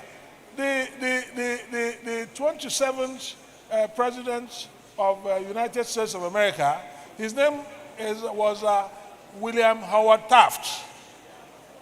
William Howard Taft later became the 10th Chief Justice of America. It was Howard Taft who built the Supreme Court as we know it today. It was Howard Taft who got money from the legislature, from the executive of which he was one, and started building the Supreme Court and supervised it until he was no more and his predecessor took it. And that is the grandiose edifice that you see today that is called the United States Supreme Court building. So, lesson to go from that, I have administered the judiciary for 8 years. I'm the best man to reposition Nigeria, and I give you 4 years to do that. Okay. Thank you so much for your response on that. There's a quick one here, and I would say that any of the presidential candidates can respond to it as we close. It's also from another past president, and it is specifically about the body of chartered accountants. It says, accounting professionals use technology in our role as trusted advisors, performing sought-after services to businesses, government, SMEs, non-profits, and individuals. What will you do to help build a highly skilled and competent pipeline of professional accountants in Nigeria? This is as we wrap up. You'll answer this question, each one of you, maybe in 30 seconds, and also give us your closing comments. Thank you. Okay, let me start. I am a digital professor, and I know that in the accounting profession, you have your professional exam, which of course is taken online. We've grown into a digital economy. State like Zamfara has shut down education for 3 years. With a digital education, schools can be shut down because of insecurity, yet education continues.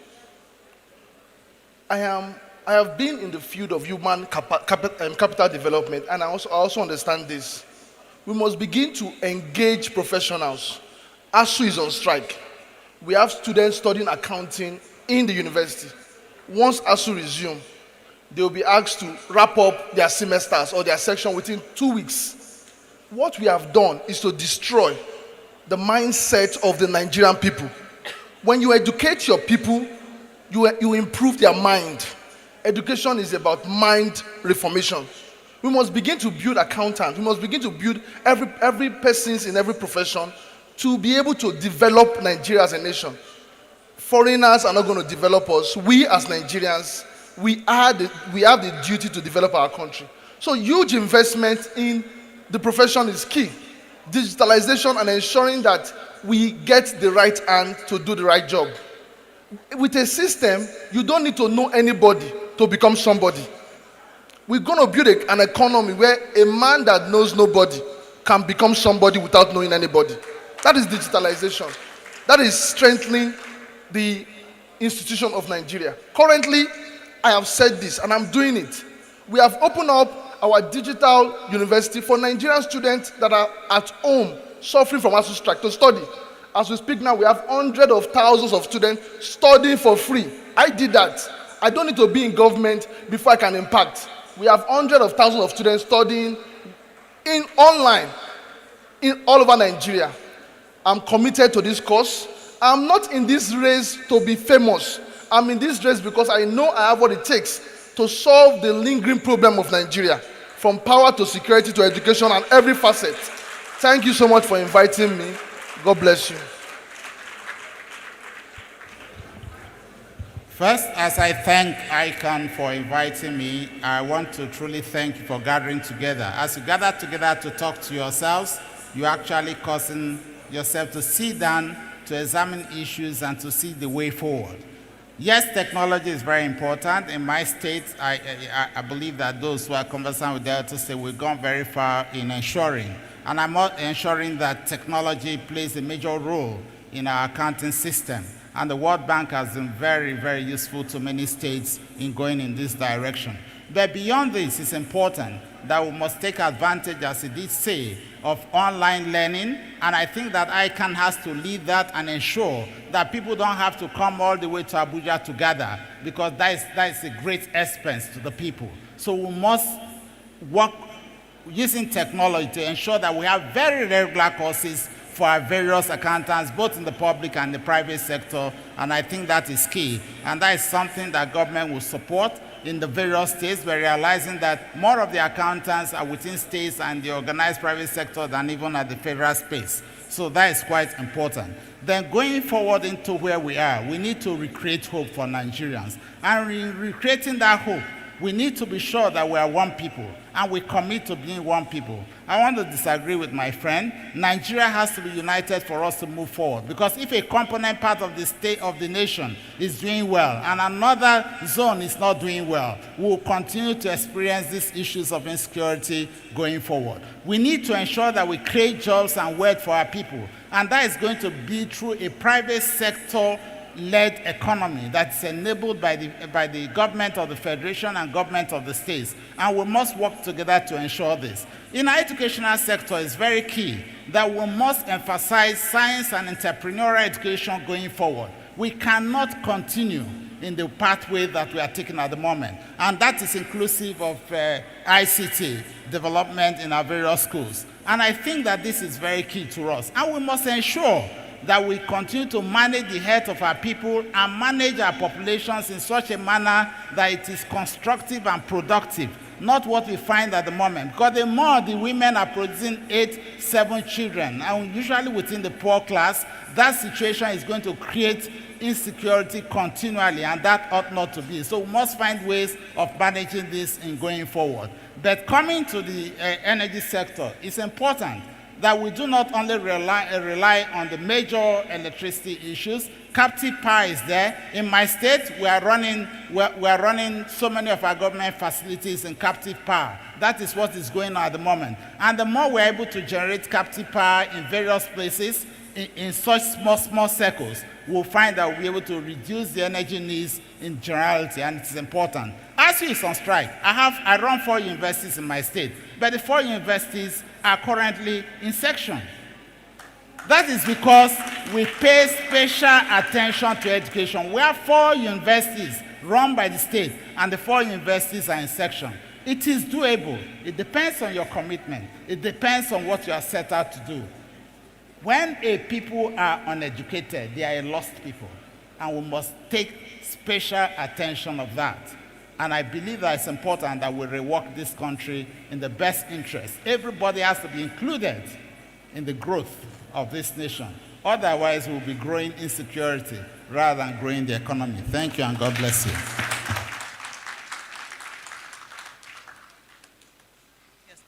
Thank you very much. I want to say that one of the most difficult things to get over is when an accountant asks you to find a receipt for every transaction you hold. And then I start asking myself, why is it easy to steal in Nigeria if there's an accountant doing his or her own job in every sector of the country, demanding for receipts for every transaction? But the truth is that our biggest problem in this country is the opaque way we transact business, particularly in the public and private sector. And I want to call on our accountants seriously to help us get rid of paperwork. Paperwork is one of the easiest ways to steal. And get involved with real digitalization and technology. Don't let me lie to you. The computer is about to steal your jobs if you don't get up to speed with technology. There will be less and less accountants at these conferences if you don't get used to the way the world is changing. And as I've asked of you, those of you who are in the room and those who are watching and listening to us, when I come to government, I'm going to need a lot of accountants. Every nook and cranny of the facet of life of Nigeria and Nigerians, so that we can sustain this country further. Finally, and in closing, I don't want to say too much. I know people demand experience all the time, but I urge you to look at the meaning of experience in the dictionary. It says people who have had direct contact with things that are happening and those who have observed them. I'm sitting down here with 32 years of experience, having participated in fighting for democracy, observing all the good and bad leaders. I've never met any good leaders, not many of them. And also ensuring that this country works up to the point that it is today. Ask yourself on the other side, the people with experience, what they have done to your country. The country is broken, is disunited, and is disheveled. I just urge you to choose between darkness and light. Vote right in 2023. Thank you very much. Thank you. I heartily thank the Ican for inviting me here. I've enjoyed the long day, and I wish you well. Thank you very much.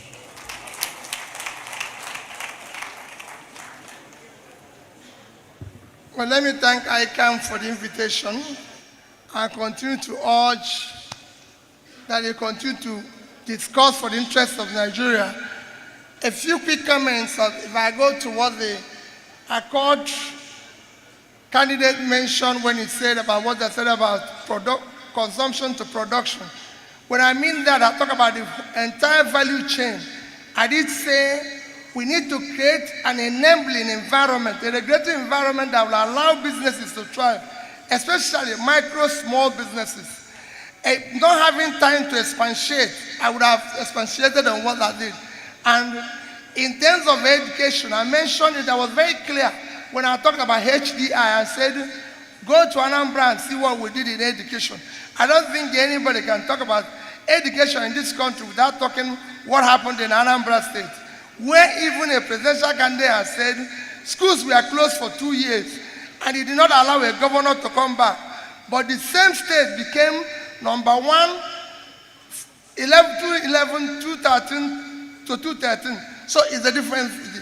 So that is the wrap up of that. On issues that we are discussing, We need to move the country. I say it again, this country needs to move from consumption to production. It's not producing enough, it's not exporting enough. There's a lot you can do today to create jobs. We can't have a country of this size with this 30-something% unemployment and don't have problem.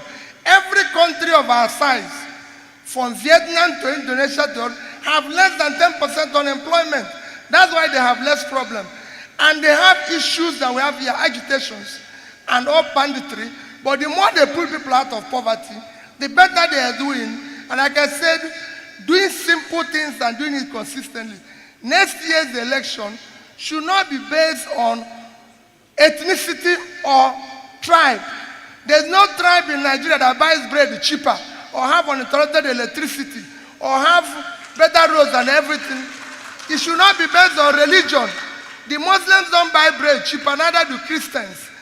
All these things are ethnic. All these things we see, ethnic, religion, or my tongue, are all elite conspiracy to keep us down. When people talk about it, let's look at the past. What were people able to do in the past? Where are they coming from?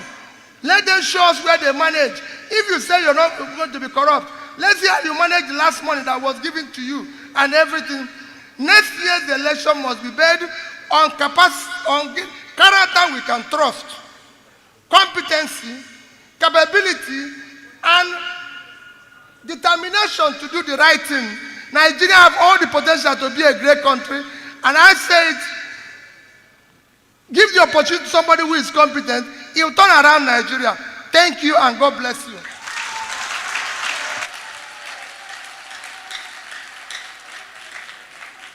Thank you very much. On this note, we have come to the end of this session.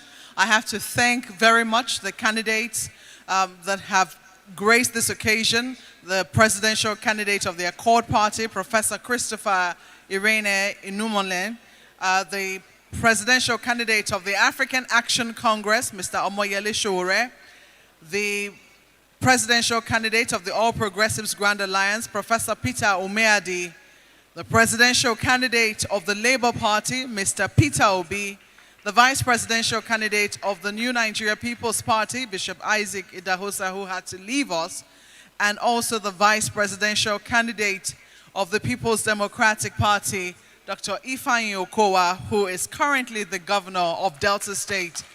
You have heard them, and I'm sure that come 2023, February 2023, they would know whether you have been able to convince them to vote for your party, for their party. But at the end of the day, don't forget, the choice is yours. The choice is in your hands. So vote wisely, as they say. Thank you so much for inviting me, and thank you so much for having this session.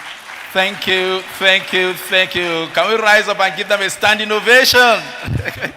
Thank you, thank you, thank you. Now we're going to have a presentation of gifts. Thank you very much. You can be seated. We have presentation of gifts, and we invite our 58th president, Malam Tijani Musa, is, please hold on. We have gifts for you. Thank you. Let's appreciate our president, please. Can bring all of it up. All of it at the same time, please. All of it. Okay, so you just give to the president, he delivers to them.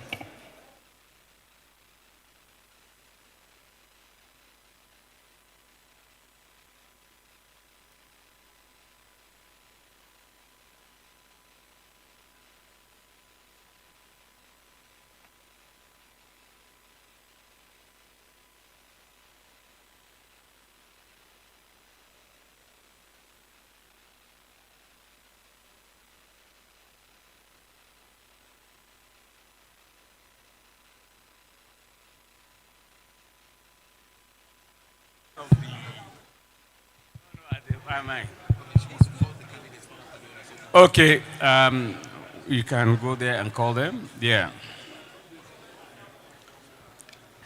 Ladies and gentlemen, we wish to sincerely thank the presidential candidates and their representatives for honoring our invitation. And as Maupe has said, please vote wisely, vote according to your conscience, vote for the party of your choice. We pray that we have a fair and free election devoid of violence. We pray that we have a peaceful election. Thank you very much, ladies and gentlemen. We are waiting. Okay. So let's quickly get to the presentation of gifts. I'm going to go in the same way that we started. Let's invite the presidential candidate of the Accord Party, Professor Christopher Irene Inumole.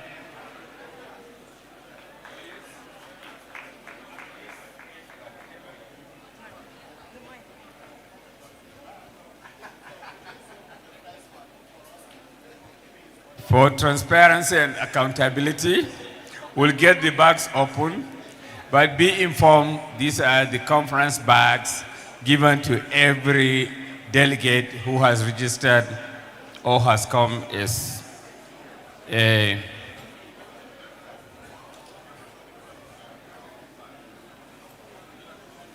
okay.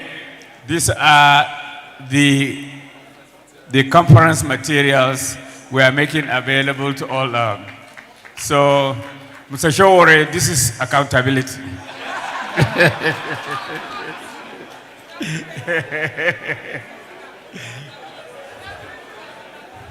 So, as I hand over the mic, I will say that it's my pleasure, privilege, and honor to present these conference bags to all those who agreed to honor our invitation. Thank you.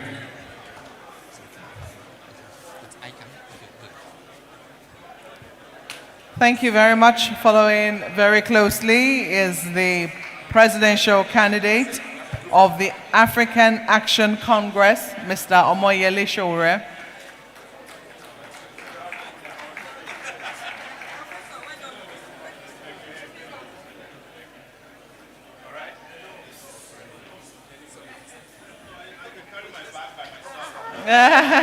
Following very closely is the presidential candidate of the All Progressives Grand Alliance, Professor Peter Umeadi.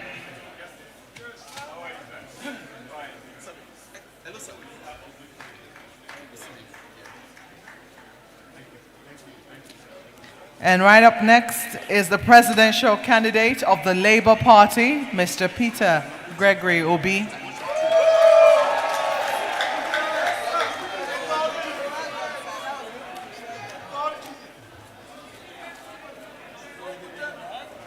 Thank you so much. We also have the vice presidential candidate of the People's Democratic Party, Dr. Ifeanyi Okowa.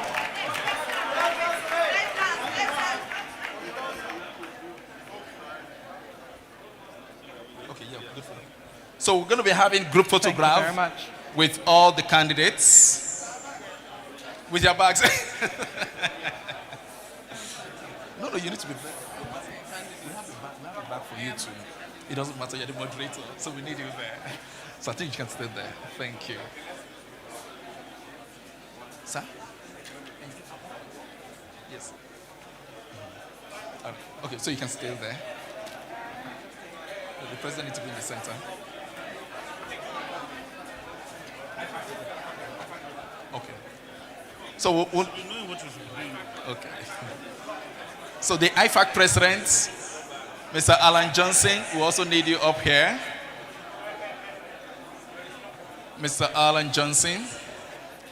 Then members of the body of past presidents, we also need all of them present to come up.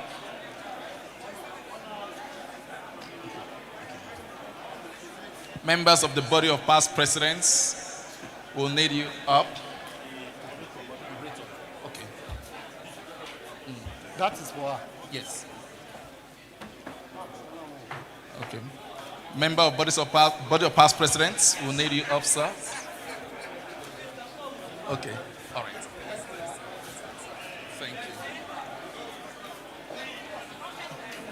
Thank you. Okay. All right. At this point, we need members of the presidency.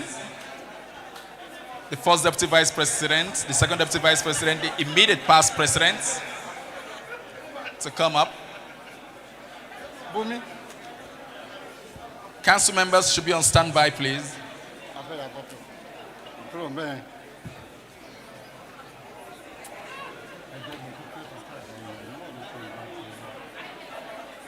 All right, thank you very much. While the candidates still remain,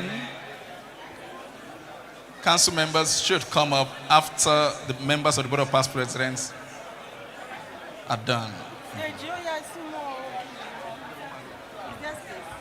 The past presidents will leave. All right, thank you, thank you, thank you. So council members, we need to come up. So Board of Past Presidents, thank you very much for your time, sir. We intended to go before. So council members, please come.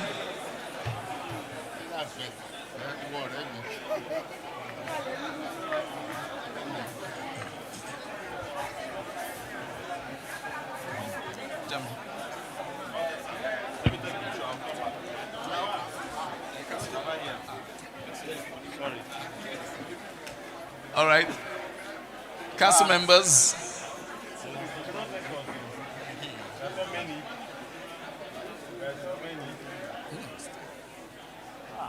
All right. Okay, do we have all the council members? All right. Mr. Dele, I doubt if they're going to see you there.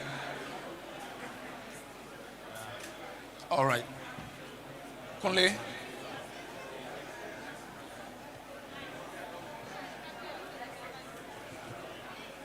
Thank you very much. So, Mr. President, we have the final gift for the moderator. So you can do the presentation. So, our moderator, please, you can come closer and have a comprehensive photograph with the president and members of the presidency. Thank you. Members of presidency.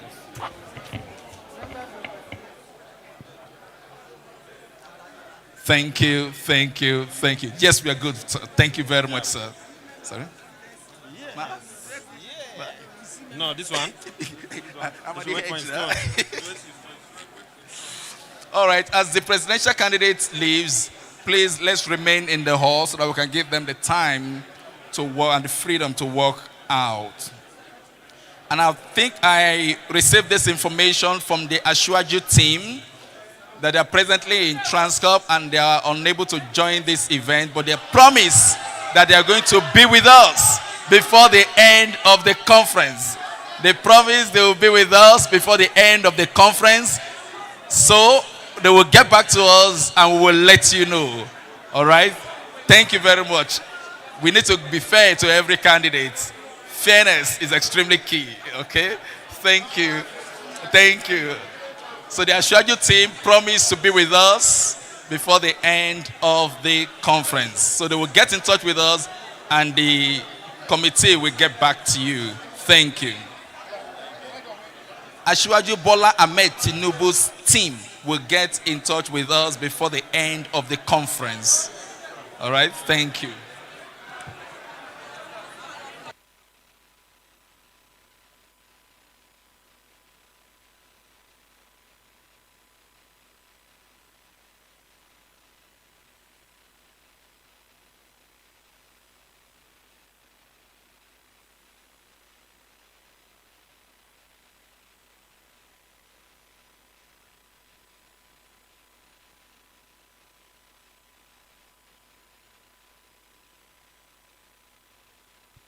Please, our security team, please, you can usher the candidates out to their respective cars. Our security team, please guide the candidates to their respective vehicles. Thank you.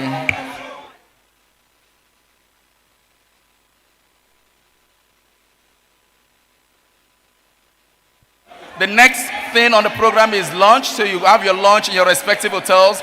And at the end of today at 7 p.m., we're going to have the novelty match here in Sheraton at 7 p.m. 7 p.m., please. Thank you. All of that information will be communicated as we receive them. Thank you. You have information.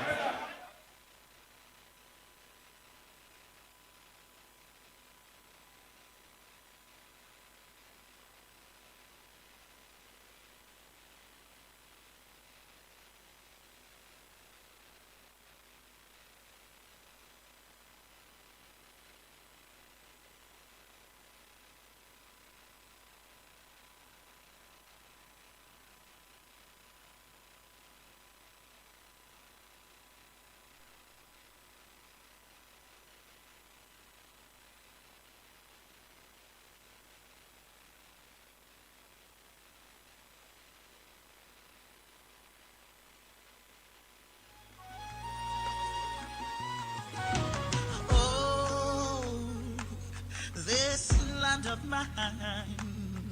Nigeria on my mind.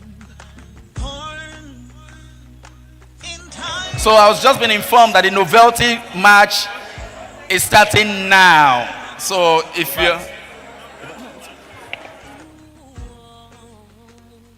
Through these 100 years, our struggles and through all our fears, we're strong in our unity. Peace, our destiny. Here we are. Standing tall. We're standing tall. Standing tall. We are one. We are 100 years of unity. Nigeria. We will stand. We will stand. Oh, this land of mine. This land of mine. Nigeria. On my mind. On my mind. I pledge to you my loyalty, my love, my